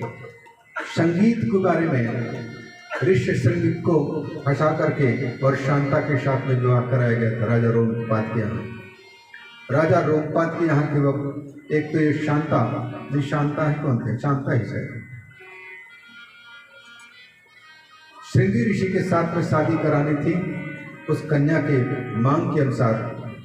तो उनके पास में अप्सराओं को भेजा गया, गंधर्वों को भेजा गया। तो अप्सराएं दिव्य रूप धारण करके नृत्य करती हुई, गायन करती हुई गई। और जिस बालक ने अभी तक नारी को देखा नहीं था, उसने सोचा कि ये महात्मा कौन है, ये ऋषि कौन है। उनके नाच पर, उनके गीत पर मुग्ध हो गए और उनसे पूछा कि आप लोगों की इतनी सुंदर सुंदर केश हैं, आप लोग साधु संत कहाँ से आए हैं? मुग्ध होकर के बोले कि कहाँ से सीखे? तो बोले कि हम जहाँ से सीख के आए वहाँ ले चलते हैं। और उन्हीं गाना और नृत्य, जो अश्लील नृत्य है, अश्लील गीत हैं, उन्हीं में फंसा करके ऋषि सिंह को ले गए। और फिर वही श्रृंगी ऋषि के साथ में फिर राजा रोमपाद के यहाँ पर शांता के साथ में हुआ हुआ। सुखदेव जी उसका उल्लेख करते हैं, यद्यपि उनका अनिष्ट तो नहीं हुआ, लेकिन ये कहना चाहते हैं कि जो ऋषि कभी भी किसी के अधीन नहीं हो सकते थे, केवल उस नाच गान को शब्द का प्रेमी होने के कारण मृग की भांति वो भी ऋषि श्रृंग भी फंसे, ऐसा कहते हैं। तो मनुष्य के पास में तो पांचों के पांचों हैं, अतः इन पांचों को पाकर के, आंख को पाकर के, रसना को पाकर के, गंध को, नासिका को पाकर के, इनमें हमको सावधानी बरतनी चाहिए, तब हम जाकर के सुखी हो सकते हैं। उसी प्रकार से दत्तात्रेय भगवान राजा यदु को सुनाते हैं, मेरे लिए एक छोटा बच्चा भी गुरु है। गुरु कैसे हो? कहते हैं कि छोटे बच्चे जो दूध पी रहा है, जिसको कोई पता नहीं है, वो बड़ा मुस्कुराता है, क्योंकि उसके चित्त में अभी संसार प्रवेश नहीं किया है। और जब संसार प्रवेश कर जाता है तो व्यक्ति रोने लग जाता है, निराश होता है, क्रोध करता है, सारी विकृतियाँ। इसलिए उस बच्चे को देख करके मैं उसको गुरु मान रहा हूँ कि धन्य है ये बालक, इसलिए सुखी है क्योंकि इसके चित्त में अभी संसार के बुराइयाँ प्रवेश नहीं की। अतः मुझे शिक्षा मिलती है कि इसी बच्चे की भांति अगर मैं संसार की बुराइयों को अंदर घुसने नहीं दूंगा तो मैं सुखी रहूँगा, या तो फिर आखिरी परमहंस की। उसी प्रकार से एक बहन की चोरी को देख करके भी दत्तात्रेय जी कहते हैं, चोरी को भी मैंने गुरु माना है। उस युवती को, कुमारी कन्या भी मेरी गुरु कैसे? बोले कुमारी कन्या को देखने के लिए लड़के वाले के पक्ष से कुछ लोग आए और कन्या ने देखा कि घर में मम्मी भी नहीं है, पापा भी नहीं है और आए हुए हैं अतिथि मेहमान, और जिस उद्देश्य से आए हैं उसको पता लग गया। तो उन्होंने सोचा कि माँ आएगी, इसके बाद फिर धान कूटेगी, फिर चावल निकालेगी, बहुत देर हो जाएगा, तो माँ के आने के पहले पहले में धान कूट करके चावल निकाल करके रख दो, ताकि आए तो भोजन तुरंत तैयार करने में सुविधा हो। तो धान कूटने में लग गए। अब उसके हाथों में शंख की चूड़ियाँ थी, जब कूटती थी तो उन शंख की चूड़ियों में से आवाज़ आती थी, खन खन की आवाज़ आती थी। तो उस बच्ची को लगा कि अतिथियों को अच्छा नहीं लगेगा, उनको डिस्टर्ब हो रहा होगा, तो उन्होंने उनमें से कुछ चूड़ियाँ, भागवत में तो लिखते हैं कि चूड़ी फोड़ दी, लेकिन हमारी संस्कृति में ये चूड़ी फोड़ना अच्छा नहीं माना जाता। तो चूड़ियाँ फोड़ने का तात्पर्य हम यही कहना चाहिए कि चूड़ी उन्होंने उतार दी, लेकिन दो चूड़ी शंख के रहने दी। फिर भी कूटने लग गई धान, तो फिर भी 2 चूड़ियों से आवाज़ आ रही थी। तो उसने एक चूड़ी और निकाल के रख दी। अब हाथ में बाएं में भी और दाहिने में भी एक शंख की चूड़ी रही, अब कोई आवाज़ नहीं आ रही थी। तो बड़े प्रेम से वो काम करने लगे। दत्तात्रेय जी कहते हैं, मैंने इस दृश्य को किनारे छिप करके देखा कि जहाँ उस युवती के हाथ में बहुत चूड़ियाँ थी तो बहुत आवाज़ आती थी, और 2 चूड़ियाँ दोनों हाथ में रह गई तो भी आवाज़ आती थी। और जब उसने एक चूड़ी रहने दी तो उस एक चूड़ी से आवाज़ नहीं आई, तो मैंने उसका अर्थ समझा, जहाँ कहीं भी भाड़े बर्तन ज़्यादा होंगे, लोग ज़्यादा होंगे, वहाँ पर खटपट होता रहेगा। जहाँ 2 लोग होंगे वहाँ भी आपस में कुछ ना कुछ वही मनस्य तो होना ही है। अतः मैंने सुख का राज पाया कि जैसे एक चूड़ी आवाज़ नहीं करती, उसी प्रकार से एक अकेला विचरण करो, मस्त रहो। एकांती व्यक्ति को सुख प्राप्त होता है। तो परमहंस संतों की एक वृत्ति है ये अकेला विचरण करना, अकेले रहना सुख पाने के लिए, उसको बताया। तो वो कन्या के बारे में, वैसे और भी गुरुओं की चर्चा है, सबकी चर्चा करते जाएंगे। तो अब जैसे वैश्या है पिंगला, उसकी भी शिक्षा बताई है।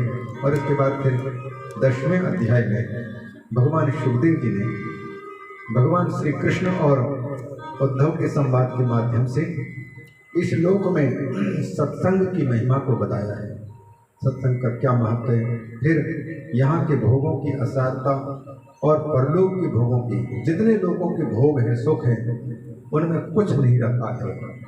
सब नश्वर हैं और सबके सब कर्मजन्य हैं। जो भी चीज़ हमको किसी कर्म को करने से प्राप्त होती हो वह पहली बात सुख नहीं दे सकती है और दूसरी बात क्षयिष्णु है। यथेह कर्मचितो लोक क्षीयते तथैवामुत्र कर्मचितो लोक क्षीयते। उपनिषद के मंत्र कह रहे हैं कि जैसे यहाँ पर कर्म करके किसी लोक को आपने पाया वह एक ना एक दिन क्षीण होगा।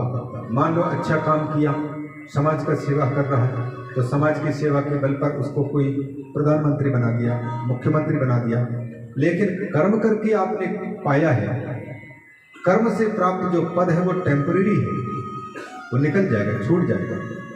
और जैसे यहाँ है कर्म करके जो भी प्राप्त कर रहे हैं वो सब के सब क्षयिष्णु छूटने वाला है। उसी प्रकार से स्वर्ग की प्राप्ति करने वाले जो कर्म करके पाते हैं वह स्वर्गों का सुख भी है, अतल वितल सुतल तलातल आदि का भी सुख और ऊपर का भी सब सुख क्षयशील है।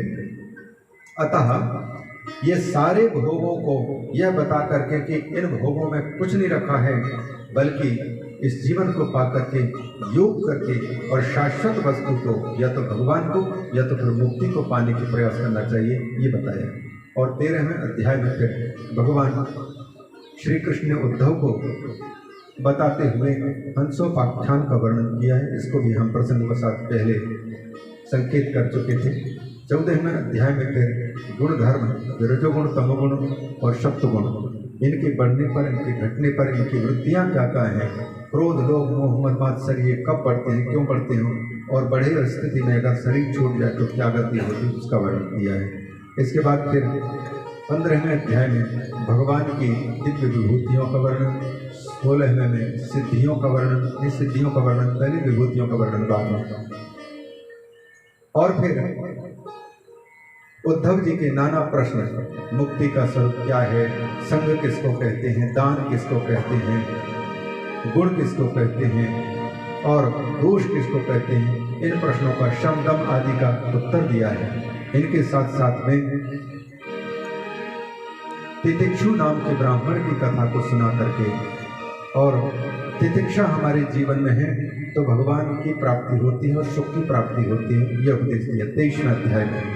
बीच में राजा पुरुरवा की कथा आई है, उर्वशी के साथ में मोह में पड़ करके और किस प्रकार से तड़पता है राजा पुरुरवा। फिर उसको बहुत वैराग्य होता है। उर्वशी उनको उपदेश देती है कि आप राजा हैं, मनुष्य हैं, इस प्रकार से आपको किसी स्त्री के अधीन होकर के आप सोचते हैं कि सुख पा जाएंगे, आप स्त्री के स्वभाव को नहीं जानते। हृदय क्षुरधाराभम कहते हैं, उनका हृदय छुरे की भांति अंतर से कटता दिया। कामिनी के बारे में उर्वशी के अधीन होकर के राजा अपना सत्व खो रहा था, उनको उपदेश दिया। जब उनका विरह उनको देखने को मिला, दुख मिला, तो राजा पुरुरवा सोचने लग गया, इस उर्वशी का कोई दोष नहीं था, इसने तो हमारे हित की बात बताई थी, लेकिन हमने जानबूझ करके इस विरह के दुख को पाया। बहुत सी उपदेशात्मक बातें हैं। इसके बाद फिर 11वें स्कंद के 27वें अध्याय में भगवान के अंग उपांग का वर्णन किया है।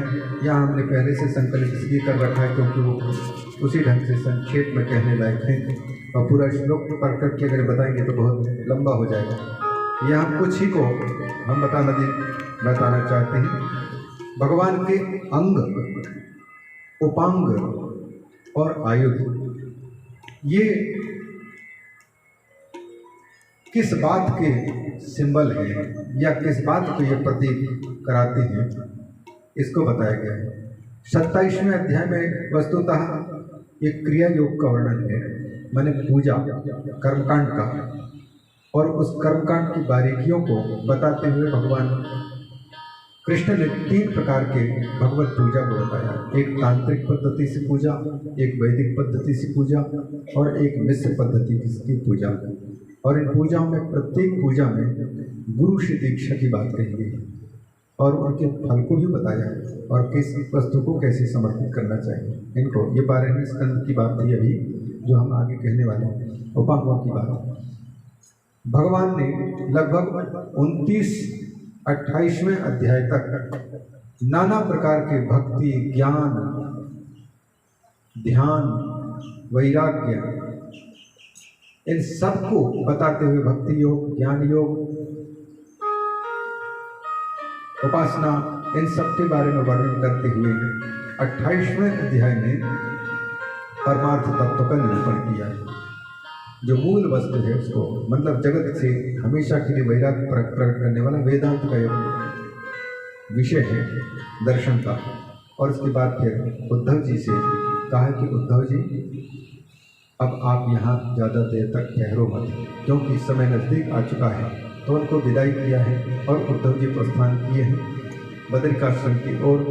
और तब तक दारुक और अर्जुन इन दोनों की बात बताते हुए कहा, अर्जुन को बुलवा करके यह संकेत करवाया कि द्वारिका में कोई ठहरने न पाए और द्वारिका से लेकर के जवानों को लेकर के प्रभास क्षेत्र में पहुंच करके वहाँ यज्ञ करवाते हैं, दान दिलवाते हैं। और ऋषियों का जो श्राप लगा था उस श्राप के द्वारा पूरा यदुवंश के जितने साथ में गए थे भगवान श्री कृष्ण के, सब एक दूसरे के द्वारा मारे जाते हैं, मुक्ति को प्राप्त हो जाते हैं। और द्वारिका में जो लोग छोड़े थे वो अर्जुन के द्वारा द्वारिका से बूढ़ी माताओं को, बूढ़े लोगों को, छोटे बच्चों को, संपत्ति को लेकर के हस्तिनापुर की ओर जा रहे थे। रास्ते में कमजोर ग्वाल बाल, भीड़ खोल, इन सब ने उन्हें छीन लिया। उसकी कथा सुनाई है। और फिर भगवान श्री कृष्ण के पीपल के वृक्ष के नीचे बैठ करके स्वरूप का चिंतन करते समय बहेलिया आया एक, जरा नाम का। उसने बाण मारा और उस बाण मारने के बाद में मृग का मुख समझ करके मारे थे, क्योंकि भगवान श्री कृष्ण का जो पांव का तलवा था गोरा है और ऊपर का भाग काला है। तो काला भाग मृग का शरीर जैसे लगता था और पांव का जो तलवा है वो मृग के मुख की भांति गोरा गोरा दिखता था। मृग समझ करके उसने मारा और पास में जाकर के देखा तो भगवान के चरण से खून निकल रहा है। चरणों में गिर करके रोने लग गया, मेरे अपराध को क्षमा कर दो। फिर कहते हैं कि मेरे अपराध को क्षमा मत करो, बल्कि मुझे ऐसी सजा दो ताकि हम इस प्रकार से दोबारा भूल न करने पाए। भगवान कहते हैं ये मेरी इच्छा थी। ये आपकी इच्छा? हाँ, किसी समय तुमने हमसे कहा था धर्म हेतु अवतरे हो गोसाई, मारे हो मोहि व्याध की नहीं। मुझे बहेलिया के रूप में तुमने कहा था और तुमको मैंने छिप करके मारा था। उस समय मेरा संकल्प था कि इसको भी मैं इसी के बाण से अपने आप को घायल करके इनके बदला चुकवाऊंगा। तो ये मेरी इच्छा थी, जाओ तुमको स्वर्ग प्रदान करता हूँ। भगवान की इस महानता को देख करके और वह बहेलिया तुरंत मुक्त होकर के गया। और इसके बाद फिर दारुक भगवान का पता लगाते हुए नजदीक आया। दारुक से भगवान ने कहा कि यहाँ मत रहो, जल्दी निकल जाओ। विदा किया और द्वारका वासियों के बारे में अर्जुन के आने की पहले की बातें सब कह चुके थे। इस प्रकार से भगवान फिर स्वरूप में स्थित होने लग गए। सारे देवता देखने के लिए आए कि व्यक्ति के, साधारण व्यक्ति की मृत्यु होती है तो हम तो कई बार देखे हैं, अनुभव है, लेकिन भगवान जब इस धरती को छोड़ते हैं तो किस प्रकार से ये कहाँ जाते होंगे, कैसे जाते होंगे। ब्रह्मा आदि देवता सबके सब उपस्थित हुए। उनके देखते देखते भगवान के अस्त्र शस्त्र सामने उपस्थित हुए और दिव्य रूप धारण करके आकाश में कहाँ विलीन हो रहे हैं उनका पता नहीं। और किसी ने यह देख नहीं पाया कि भगवान दिखते दिखते किधर गए, नीचे गए कि ऊपर गए कि यहीं गायब हुए कि किधर गए। भगवान का यह अपने आप को छिपाना यह सिद्ध किया कि मेरा यदि कहीं से आना होता तब यहाँ से जाना बन सकता था। मैं यहाँ ही हूँ, बस यहाँ रह कर के जब तक मैं लोगों की नज़रों में नहीं आता हूँ तब तक लोगों को लगता है कि भगवान कहीं दूर हूँ, मैं व्यक्त नहीं होता हूँ। जैसे काम क्रोध लोग अंदर में विराजमान हैं, ये कहीं से आते नहीं हैं न कहीं जाते हैं। परिस्थिति हमारे अंदर में छिपे हुए क्रोध को, काम को, लोभ को, मोह को प्रकट कर देता है। गुस्सा हमको नहीं आता नहीं कह सकता कोई, लेकिन परिस्थिति आती है, दृश्य को पाकर के व्यक्ति गुस्सा कर देता है तो छिपा हुआ क्रोध भी प्रकट कर लेता है। वैसे ही भगवान सर्वव्यापक सभी जगह उपस्थित है, ये बात दर्शाती है। इस प्रकार से 11वें स्कंद, ये मुक्ति स्कंद है 31 अध्यायों में, 12वें स्कंद का 13 अध्याय है। जिनमें से प्राथमिक 4 अध्यायों में क्रमशः कलयुग की दुर्दयनीयता का वर्णन किया है और कलयुग के राजाओं का, भविष्य में होने वाले राजाओं का वर्णन किया है और इस भूमि गीत का वर्णन किया है शिवदेव जी ने कि ये धरती माता हंसती है। बड़े बड़े राजा आए, सब लोग इस धरती को मेरे बनाने की कोशिश की है, मुट्ठी में करने की कोशिश की है, लेकिन इस कोशिश में अपनी जिंदगी खपा दी है। ये पृथ्वी किसी की नहीं हो सकी, एकमात्र ये जिनकी है वही है, भगवान ही इसके सच्चे भूपति हैं। बाकी तो हम लोग नाम के भूस्वामी बनते हैं, फिर झूठ मूठ करके। तो इनकी इस स्थिति को देख करके धरती माता हंसती है कि मेरे खेल खिलौने कैसे मुझ पर कब्जा करने की कोशिश करते हैं, और जिनकी कृपा से मैं हूँ और जिनकी पत्नी मैं हूँ, उनको सब भूले रहते हैं, भूल में अपनी जिंदगी खो देते हैं। कलयुग की महत्ता को दर्शाते हुए कलयुग में व्यक्ति ब्राह्मण, क्षत्रिय, वैश्य, शूद्र, राजा, इन सब की क्या स्थिति होगी, वो सारे के सारा वर्णन किया है। और जब एक समय आएगा जब स्वाहा शब्द सुनने को नहीं मिलेगा, भगवान नाम सुनने को नहीं मिलेगा, वेद शास्त्रों की चर्चाएं जब नहीं होंगी, सब एक दूसरे को मार काट करके जीने वाले की स्थिति आएगी और चना की झाड़ के बराबर वृक्ष होंगे और छोटे छोटे मुर्गी की भांति गायों की आकृति होगी। मनुष्य की उम्र 10 साल की ज़्यादा से ज़्यादा होगी और सब धर्म का तो बिल्कुल नहीं, कोई माँ नहीं पहचानेगा, कोई भाई नहीं पहचानेगी, सबके सब मर्यादाएं खत्म हो चुकी होंगी। तब ऐसे समय पर भगवान देखेंगे कि एक सफाई, एक तरफ से सबको साफ करना आवश्यक है। तो फिर नक्षत्र, ग्रह आदि सबके इम्तिहान 12 स्कंद में बताए हैं कि किस समय पर होगा।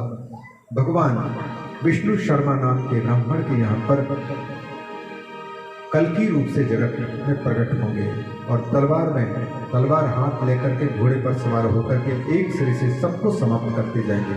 मुश्किल से इस पृथ्वी में कोई एक बिरला होगा जो अभी भी धार्मिक बचा हुआ है, बस उसी को लेकर के फिर आगे के सतयुग का शुरुआत कराएंगे। देवापी नाम का राजा अभी भी जीवित है।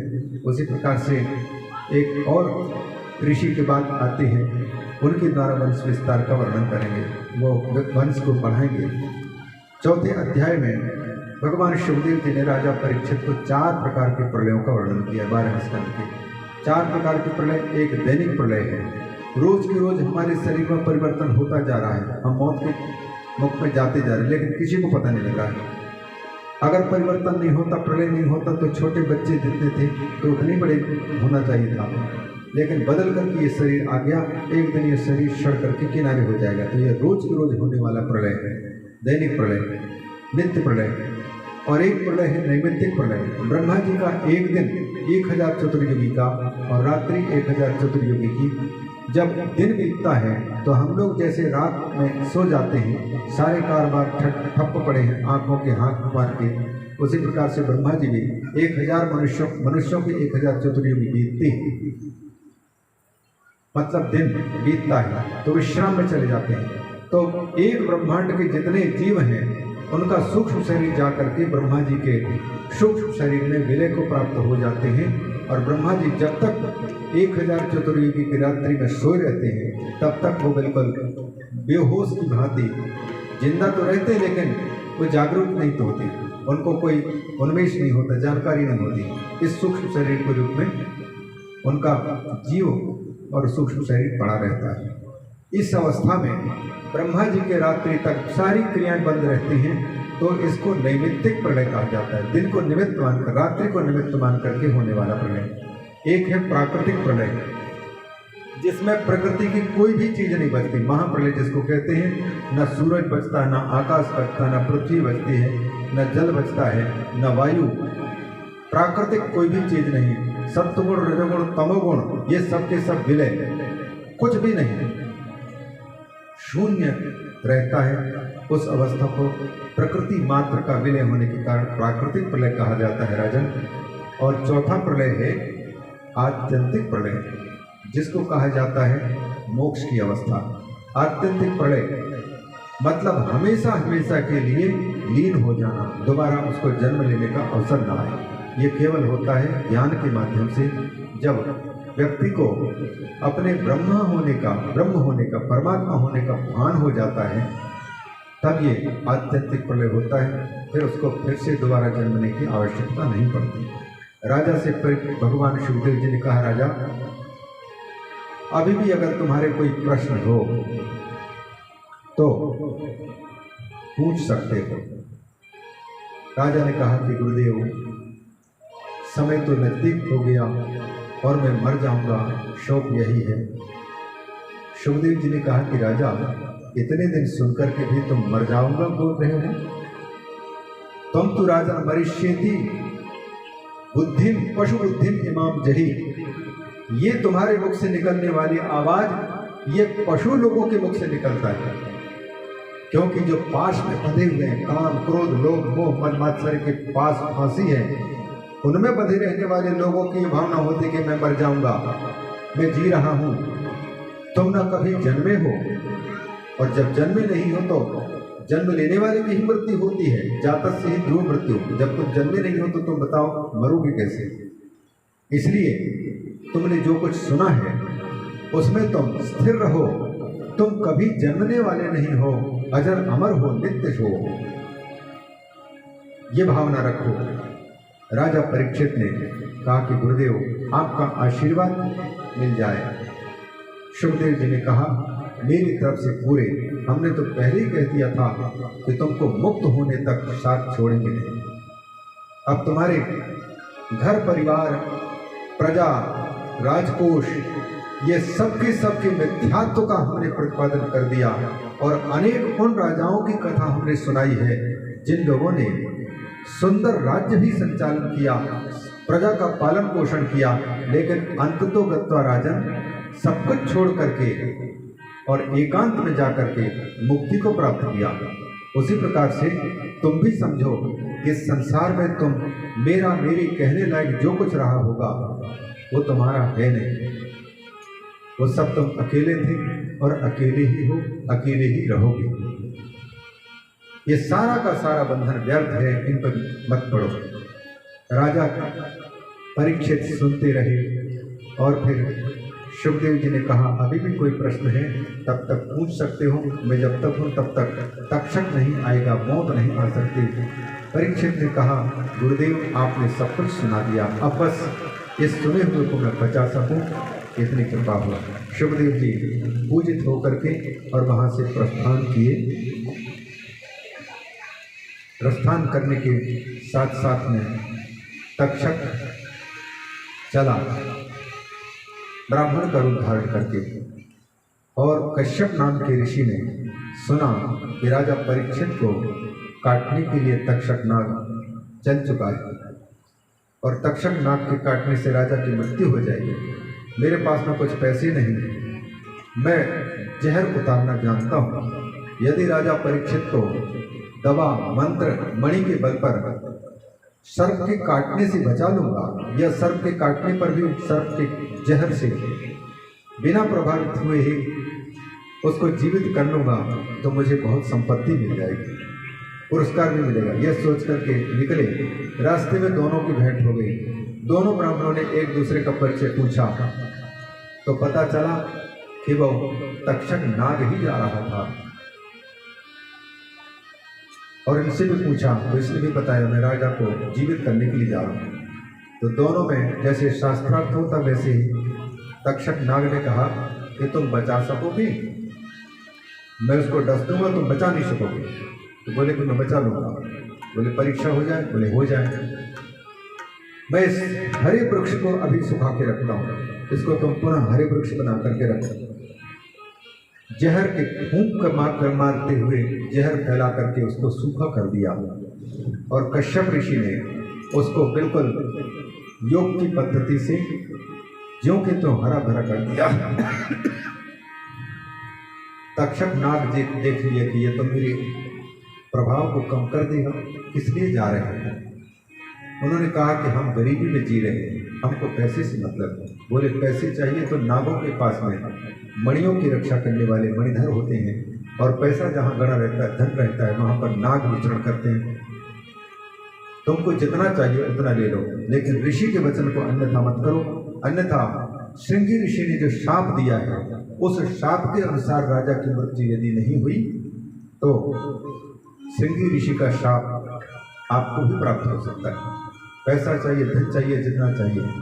तो उस प्रकार से उनको संपत्ति देकर के विदा कर दिया और तक्षक नाग जा करके देवी भागवत के अनुसार तो फल के अंदर कीड़े बन करके प्रवेश किए, और किसी किसी कथा के अनुसार फूलों के अंदर में फूल के कीड़े के बनकर भगवान परीक्षित के यहाँ पर उपस्थित हुए। और देवी भागवत के अनुसार 7वें मंजिल पर राजा परीक्षित का शरीर छूटा।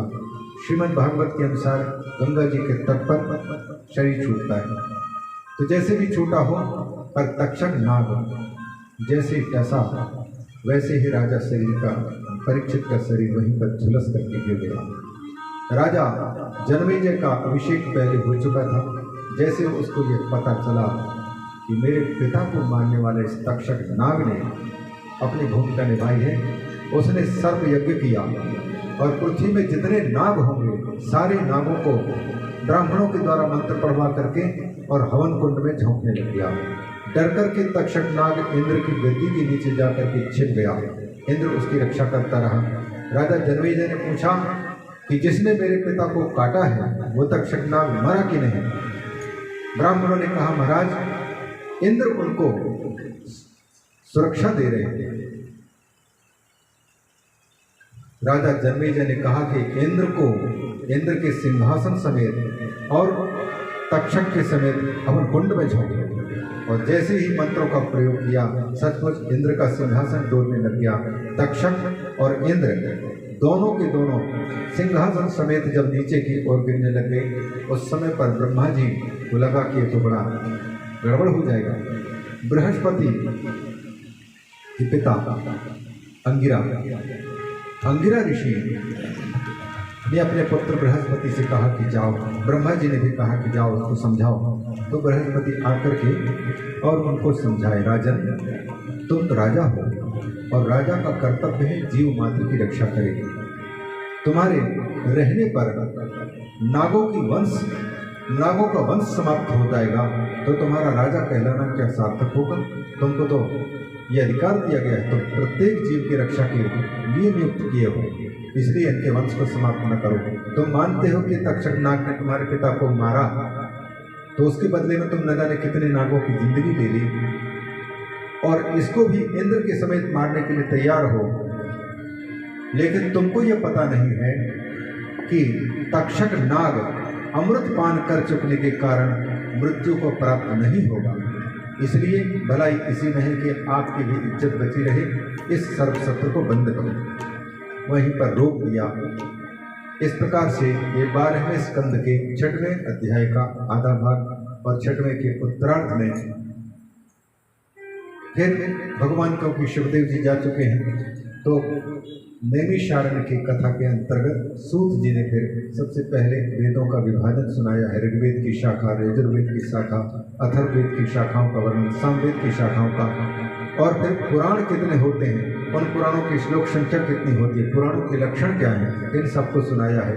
फिर पुराणों के प्रसंग में पौराणिक मार्कंडेय जी का 3 अध्यायों में चरित्र सुनाया है, और इसके बाद फिर आखिरी में ये संपूर्ण श्रीमद् भागवत के प्रारंभिक स्कंद से लेकर के और 12वें स्कंद के 13वें अध्याय तक का एक संक्षेप में सारांश सुनाया है। उसको हम लोग थोड़ा सा दोहरा करके और विराम के बोलने चले।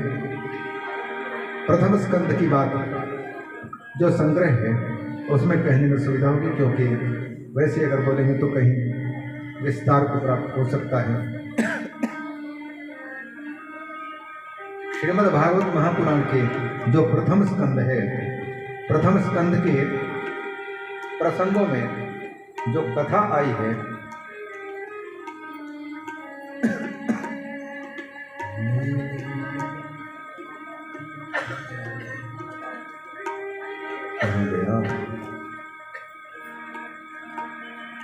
हरे राम राम राम हरे हरे, हरे राम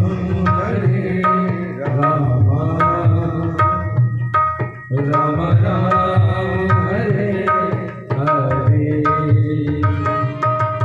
हरे कृष्ण कृष्ण कृष्ण हरे हरे,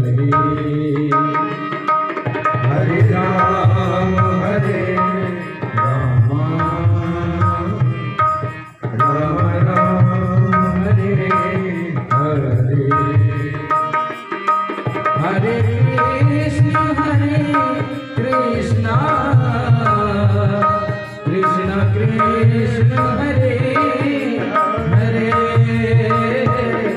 हरे राम राम राम हरे हरे, हरे कृष्ण कृष्ण कृष्ण हरे हरे, हरे राम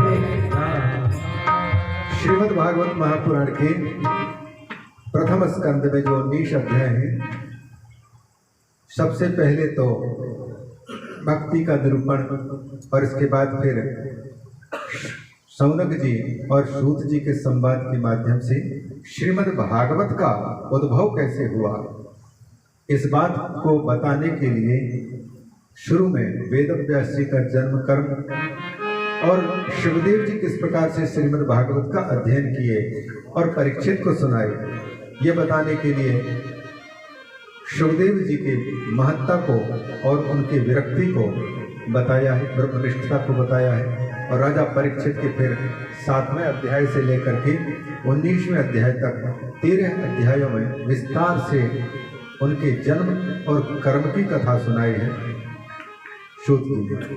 इस प्रसंग में उत्तरा का चरित्र है, कुंती का चरित्र है, अर्जुन का चरित्र है, भीष्म जी की स्तुति, भीष्म का चरित्र, धृतराष्ट्र के, गांधारी के, विदुर जी के, इन सब की चर्चा आई है। परीक्षित के जन्म के साथ साथ फिर उनको पांचों पांडवों की कथा को, ये केवल श्रीमद् भागवत में परीक्षित के जन्म और कर्म को बताने के लिए और परीक्षित को महान दिखा करके जिनके ये भक्त हैं उन भगवान श्री कृष्ण की महानता कितनी हो सकती है, इसका अंदाज लगाने के लिए किया है। एक प्रकार से भागवत की ये भूमिका है और अधिकार स्कंद कहा जाता है। और द्वितीय स्कंद में भगवान शिवदेव जी फिर बोलना प्रारंभ किए हैं, जिनमें 10 अध्यायों में साधनों का वर्णन है। मुक्ति 2 प्रकार की, क्रम मुक्ति और सत्यो मुक्ति का, धारणा का वर्णन, भगवान की विविध उपासना का वर्णन, और फिर चतुश्लोकी का, ब्रह्मा जी के और नारद जी के संवाद के माध्यम से भगवान के अवतारों का वर्णन किया है। और फिर 10वें अध्याय में श्रीमद् भागवत के प्रतिपाद्य 10 चीज़ों का वर्णन करके ये जो पुराण है उनका भी लक्षण बताया है और सृष्टि रचना को संक्षेप में वहाँ कथन किया है। तीसरा स्कंद जब आता है तो तीसरे स्कंद में, जिसको सर्ग स्कंद कहा जाता है, जिसमें सृष्टि मात्र का वर्णन है। और सृष्टि का वर्णन इसलिए क्योंकि कोई व्यक्ति मकान बनाता है तो जितना मकान अच्छा होगा उतना ही अच्छा मकान बनाने वाले की अच्छाई का पता लगता है, धनाढ्यता का पता लगता है, उसके परिश्रम का पता लगता है, उसकी बुद्धि का पता लगता है। उसी प्रकार से इस सृष्टि का वर्णन तृतीय सर्ग में इसलिए करते हैं ताकि इस सृष्टि को करने वाले जो भगवान हैं ब्रह्मा के रूप में जब भूमिका निभाते हैं तो कैसे जिन जिन चीज़ों से सृष्टि हो रही है उनके अंदर में धागा की भांति भगवान कैसे सबके अंदर समाये हुए हैं, उनको दिखाने के लिए सृष्टि का वर्णन है। और इस सृष्टि के वर्णन में ब्रह्मा जी की सृष्टि और 5 प्रकार की अविद्या, भगवान वराह के रूप में अवतार भगवान का और कपिल का अवतार, साथ ही साथ जनमेज ये जय और विजय को शनकादि के साथ और उस शाप के कारण किस प्रकार से ये हिरण्याक्ष और हिरण्यकशिपु बने उनकी कथा दी गई है। भगवान कपिल का जन्म माता देवहूति की यहाँ पर, कर्दम और देवहूति के यहाँ पर, फिर उनके द्वारा फिर माता देवहूति को लगभग 11 अध्यायों में संवाद के माध्यम से सांख्य शास्त्र का उपदेश। इस उपदेश में भक्ति योग, ज्ञान योग आदि का वर्णन किया गया है। जीव के माँ के कोख में आने पर किस प्रकार से वृद्धि को प्राप्त होता है भ्रूण, और कब उसको चेतना आती है, और माँ के गर्भ में रह कर के क्या क्या वो वायदे करता है, और पृथ्वी में जन्म लेकर के वो कैसे फिर सब वायदों को भूल जाता है, और धीरे धीरे वो बड़ा होता है। बड़ा होते समय माया में पड़ कर के भगवान को भूला रहता है। इन सब बातों का बाद में फिर वो समाप्त हो जाता है, तो फिर उसके अर्ची मार्ग से या धूम मार्ग से उसकी गति होती है, या तो नरक की यात्रा या स्वर्ग की यात्रा होती है, और दोनों की यात्रा करके फिर पूर्व कर्मों के अनुसार कर्म फल भोगने के लिए मनुष्य लोक में पुनः आता है। इस बात को सुना करके माता देवहूति को भगवान कपिल देव जी कहते हैं कि माँ, ये दोनों मार्गों से बचने की कोशिश करनी चाहिए, और उनके साथ साथ में संघ की महिमा, महापुरुषों की महिमा, माता देवहूति को सारा सांख्य विज्ञान सुना करके उनसे अनुमति लेकर के प्रस्थान की बात वहाँ पर कही गई। चतुर्थ स्कंद में स्वयंभू मनु के संतानों के वर्णन क्रम में पहले तो आकुति और प्रसूति, इन दोनों के संतानों का वर्णन, और इसके बाद फिर देवहूति की जो 9 कन्याएं हैं, उन 9 कन्याओं के जिनके ऋषियों के साथ में विवाह हुआ, उनके वंश का वर्णन, और इस क्रम में फिर भगवान के अवतार यज्ञ भगवान, नर नारायण भगवान, दत्तात्रेय भगवान, इनका कथन करते हुए बाद में फिर अधर्म का वंश सुनाया है। उत्तानपाद के वंश परंपरा को सुनाते हुए ध्रुव की कथा, राजा अंग आदि की कथा, वेन की कथा, पृथु महाराज के अवतार की कथा, और फिर प्राचीन बरही की कथा, जिनको राजा नारद जी ने 5-5 अध्यायों में 4-4 अध्यायों में पुरंजनोपाख्यान सुनाया। पुरंजन एक जीव है जो इस पुर में रह करके जी रहा है, और बुद्धि रूपी माया के अधीन होकर के वो बुद्धि जो करती है उसको अपना कर्तव्य मानता है। ये सारा उपदेश सुना करके राजा प्राचीन बरही को नारद जी ने गृहस्थ जीवन में फंसे विपत्तियों से मुक्त किया है।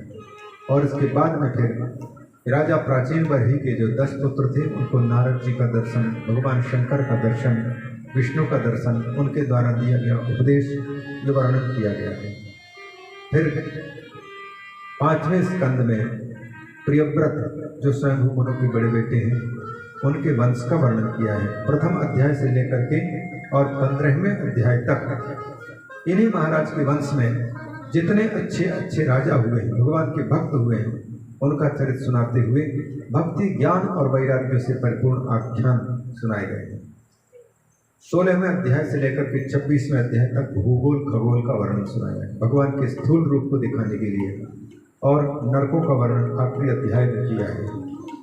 6वें स्कंद में देव दानव मानव, इन तीनों पर भगवान की अहेतुकी करुणा को दिखाने के लिए क्रमशः अजामिल का चरित्र 3 अध्यायों में, फिर 4थे अध्याय से लेकर के आगे के अध्यायों में देवताओं का चरित्र सुनाते हुए इंद्र की चरित्र को दिखाया है, जिसमें कि असुरों के अंतर्गत वृत्तासुर का चरित्र, विश्वरूप का चरित्र, इनके पूर्व जन्म, वृत्तासुर के पूर्व जन्म का चरित्र सुनाया है। 49 मरुतों की उत्पत्ति दिति के गर्भ से होती है, उनकी कथा सुनाई है। इंद्र पर कृपा होती है, क्योंकि इंद्र को मारने के लिए ही दिति ने 49 पुत्रों को जन्म दिया। एक पुत्र उत्पन्न हो जाए, क्योंकि दिति जानती थी कि मेरे बेटे ये जो दैत्य हैं हिरण्याक्ष और हिरण्यकशिपु, इनको इंद्र ने विष्णु को अपने पक्ष में लेकर के और मरवाया। हिरण्याक्ष को वराह रूप धारण करवा करके और हिरण्यकशिपु को नृसिंह रूप धारण करवा करके, इसलिए इंद्र पर कुपित होकर के अपने पतिदेव कश्यप से दिति ने ऐसे पुत्र की याचना की जो इंद्र को खत्म कर दे। तो उनको कश्यप ने 1 साल का पुंसवन व्रत बताया था, जो सावधानी बताई थी, उन सावधानियों में गड़बड़ी हुई। जूठन मोह बिना हाथ पांव धो के गर्भवती की अवस्था में सो गई थी दिति, और उनके कोख में इंद्र अत्यंत सूक्ष्म रूप धारण करके अंदर में प्रवेश कर गए और गर्भ के 7 टुकड़े कर डाले। सातों के सातों नहीं मरे। सुखदेव जी कहते हैं जो माँ भगवान की आराधना कर रही है, पुंसवन व्रत कर रही है, उसके गर्भ की रक्षा भी तो भगवान कर रहे हैं। तो जब नहीं मरे, रोने लग गए, तो इंद्र मारो दी कह करके उनके सातों के और 7 टुकड़े कर डाले। 49 हो गए। इंद्र का हृदय घबरा उठा। जिस टुकड़े करते हैं उतने ही बनते जा रहे हैं। तो उन्होंने सोचा कि मेरे यहाँ अब कुछ नहीं चलेगी। उन 49 बेटों ने इंद्र से कहा कि आप हमको मार क्यों रहे हैं, हमने क्या अपराध किया। इंद्र कहता है क्योंकि तुमको जो तुम्हारी माँ जन्म दे रही है मुझे मरवाने के लिए। उन्होंने कहा कि ये कैसे हो सकता है, हम वचन देते हैं हम दैत्यों के दीदी के बेटे जरूर होंगे लेकिन दैत्य नहीं होंगे, देवताओं की पार्टी में रहेंगे। हम आश्वासन देते हैं हम आपका कोई नुकसान नहीं पहुंचाएंगे। तो फिर इंद्र ने 49 को छोड़ दिया। एक साथ 49 बेटे जब पैदा हुए, इंद्र भी सामने उपस्थित हो गए। इंद्र ने माँ दिति से प्रार्थना की, क्षमा याचना की, और दिति भी एक पुत्र के बदले 49 बेटे जब पा लिए तो बड़े खुश हुए। उनका भी मन शांत हुआ और इस पुंसवन व्रत को करने से जो फल मिलता है उसकी भी महिमा कही गई। तो दिति 49 व्रतों की कथा भी लास्ट में दी है। 7वें स्कंद में हिरण्यकशिपु, भगवान नृसिंह और भक्त प्रवर प्रहलाद, इनकी कथा और फिर धर्म का निचोड़ 8वें और 9वें इन दोनों स्कंदों में 24-24 अध्याय, जिसमें कि 8वें स्कंद में भगवान के भिन्न भिन्न मनवंतरों में अवतार लीलाओं का वर्णन, और 9वें स्कंद में 2 भाग, प्रथम अध्याय से लेकर के 13वें अध्याय तक जिस वंश में भगवान राम का प्राकट्य होता है ऐसे सूर्य वंश का वर्णन किया गया। अनेक राजाओं का, मानधाता, सगर, दिलीप आदि बहुत से राजाओं का, राजा दशरथ आदि के सबका। और इसके बाद फिर चंद्रवंश का वर्णन 14वें अध्याय से लेकर के 24वें अध्याय तक 11 अध्यायों में सुनाया है, जिसमें कि पुरुरवा, बुध, चंद्र, उनके वंश में उत्पन्न हुए आयु आदि, फिर ययाति के 5 बेटे, यदुवंश का वर्णन, तुरुवंश का वर्णन, अनु, द्रुह्यो, पुरु, इन सब का पूरा वर्णन, वंश वर्णन। 9वें स्कंद को कहा जाता है संतान की प्राप्ति के उद्देश्य से अगर कोई 9वें स्कंद को सुनता है तो उनको भगवत कृपा से संतान की प्राप्ति होती है। चाहे महाभारत का वो एक पर्व है, उत्तर उसका नाम नहीं आ रहा, उसको सुने, चाहे फिर इसको सुने, केवल वंश परंपरा का वर्णन। इसके बाद फिर 10वें स्कंद की कथा जो है 4थे दिन से लेकर के और आज 7वें दिन तक भी होती रही। 90 अध्याय है, क्योंकि भगवान के प्राकट्य से लेकर के और उनके सुखमय जीवन तक तो 10वें स्कंद तक 90 अध्याय है। और इसके बाद फिर 11वें मुक्ति स्कंद में ये बात आप लोग श्रवण कर रही थी जिन की, और 12वें स्कंद में भी ये सब सुना करके सूत जी कहते हैं कि ऋषियों, भगवान का उठते बैठते चलते फिरते खांसते गुस्सा करते प्रेम करते चाहे जिस समय में भी हो भगवान का स्मरण करना चाहिए, जिनके स्मरण करने से सदगति होती है, दुर्गति से बचती है। और जहाँ भी चाहे ठोकर लगे, चाहे फिर मस्ती का समय हो, बस यही कहना चाहिए, हरे नमः। सारे पापों को हरने वाले, सारे दुखों को हरने वाले श्री हरि को नमस्कार है, नमस्कार है, यही कहना चाहिए। और इसके साथ साथ में सबसे अंतिम अध्याय में पूरे भागवत का महात्म्य सुनाने के लिए श्लोक संख्या प्रत्येक पुराण की, और अंत में कहते हैं कि यह इन समस्त पुराणों में से यद्यपि श्रीमद् भागवत महापुराण केवल 18,000 श्लोकों वाला है, लेकिन ये संपूर्ण वेदों का निचोड़ और वेदांत का निचोड़ है, इसलिए ये सब महान है। जैसे नदियों में गंगा, उसी प्रकार से वैष्णव में शंकर, उसी प्रकार से पुराणा नाम इदम महत्, यह कहते हुए पुराण की वंदना की है। और अंत में 2 श्लोक सब जगह में पुकारे जाते हैं, उनको आप लोग भी पुकारेंगे, क्योंकि अभी तक तो आप केवल मौन होकर के सुनते रहे। आपके मुख से भी भागवत के 2 ये मंत्र उच्चरित हो जाएं, जिनमें ये क्रमशः कहा गया है, प्रार्थना किया गया है। आखिरी में प्रार्थना की गई है कि प्रभु हमको जिस जन्म में भी, जिस योनि में भी जन्म मिले, हर जन्म में आप वही उपाय करना जिससे कि हम आपके चरण कमलों में भक्ति प्राप्त कर पाएं। और क्योंकि आप हमारे नाथ हैं और हम अनाथ हैं आपके बिना, तो भक्ति की याचना की गई, जन्म जन्म में भगवान की भक्ति की याचना। और जो दूसरा मंत्र है, दूसरे मंत्र की व्याख्या हम प्रसंगवशात कह चुके हैं। नाम और प्रणाम की महत्ता। भगवान का नाम पापों को हरता है और भगवान को किया गया प्रणाम तापों को हरता है, क्योंकि पाप ताप के बाप हैं। जो त्रिताप से बचना चाहता है उनको भगवान के नाम का आश्रय लेना चाहिए। अतः यही जिन भगवान का नाम पापों को मिटाता है और जिन भगवान को किया हुआ प्रणाम हमारे सब संतापों को मिटाता है, ऐसे श्री हरि को हम प्रणाम करते हैं। ये भाव आखिरी श्लोक में है। तो इन 2 श्लोकों को उच्चारित करके हुए और वाणी को विराम क्यों ले जाएंगे।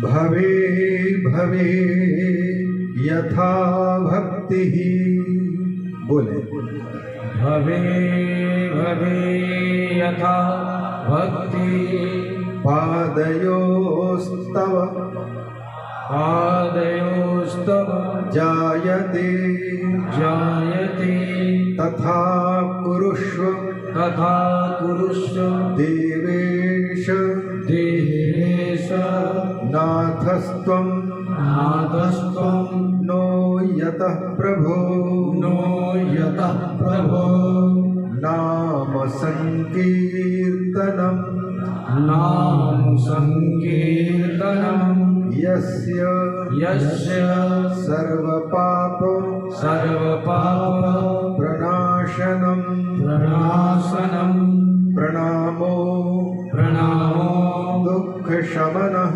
दुःखशमनः, तं नमामि तं नमामि हरिं परं हरिं परं, तं नमामि तं नमामि हरिं परं हरिं परं।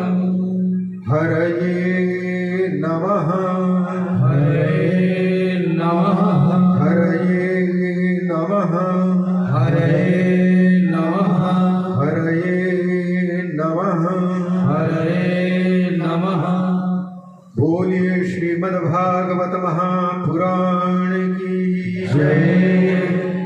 सबका सौभाग्य हमारे आयोजक परिवार पांडे जी के समस्त परिवार, जिन्होंने पितृपक्ष पर श्रद्धेय स्वर्गीय वैद्य पंडित तीर्थदत्त पांडे जी और उनके पूर्वजों के संस्मरण में यह पावन अनुष्ठान दिवसीय आयोजित किया, जिसमें उनके ही भाग्य से ये कथा जितनी आई वह मेरे और आपके भाग्य का हुआ।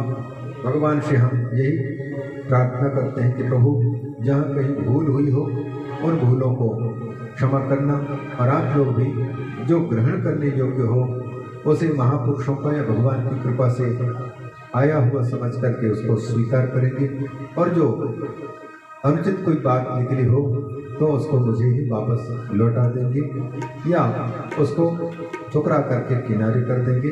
जो भी भूल चूक की हो उसके लिए श्रोता के रूप में विराजमान भगवान श्री हरि का अंतर्यामी के रूप में भावना करते हुए क्षमा याचना करते हैं और इन्हीं शब्दों के साथ में वाणी को विराम देते हैं। भगवान नाम संकीर्तन और फिर हम लोग आगे आपके आगे जो भी औपचारिकता होंगी उसको पता नहीं क्या औपचारिकता है, जो करना हो तो करें। आज भजन हम एक भी नहीं गा पाए क्योंकि 2 दिन की कथा को निकालनी थी। यद्यपि हमको बीच में याद तो आती थी लेकिन दौड़ने की जल्दबाजी थी, तो 2 दिन की कथा को छू छू करके निकलना था ताकि हमको न लगे कि हमने कथा नहीं की। हे कृष्ण गोपाल हरे जय दीन दयाल हरे। हे कृष्ण गोपाल हरे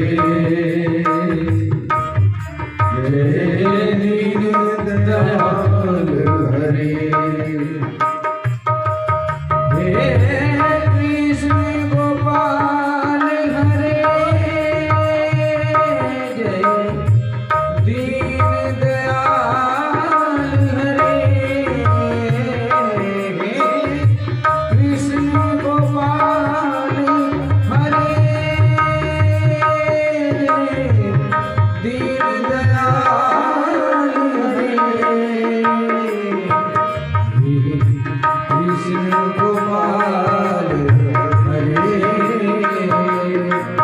जय दीन दयाल हरे हे कृष्ण गोपाल हरे जय दीन दयाल हरे जय दीन दयाल हरे जय दीन दयाल ॐ ज्वालाकरालमत्युग्रं शेषासुरसूदनं त्रिशूलं पातुनो भेदैर्भद्रकाले नमोऽस्तुते ज्वालामालिन्यै नमः सर्वोपचारार्थे गन्धाक्षतपुष्पाणि समर्पयामि ॐ तत्त्वं हविः प्रजननं मे अस्तु दशवीरत्वं सर्वगणकं स्वस्ताय आत्मशनि प्रजाशनि पशुशनि लोकशनि भयशनि अग्निः प्रजान् बहुलां मे करोत्वं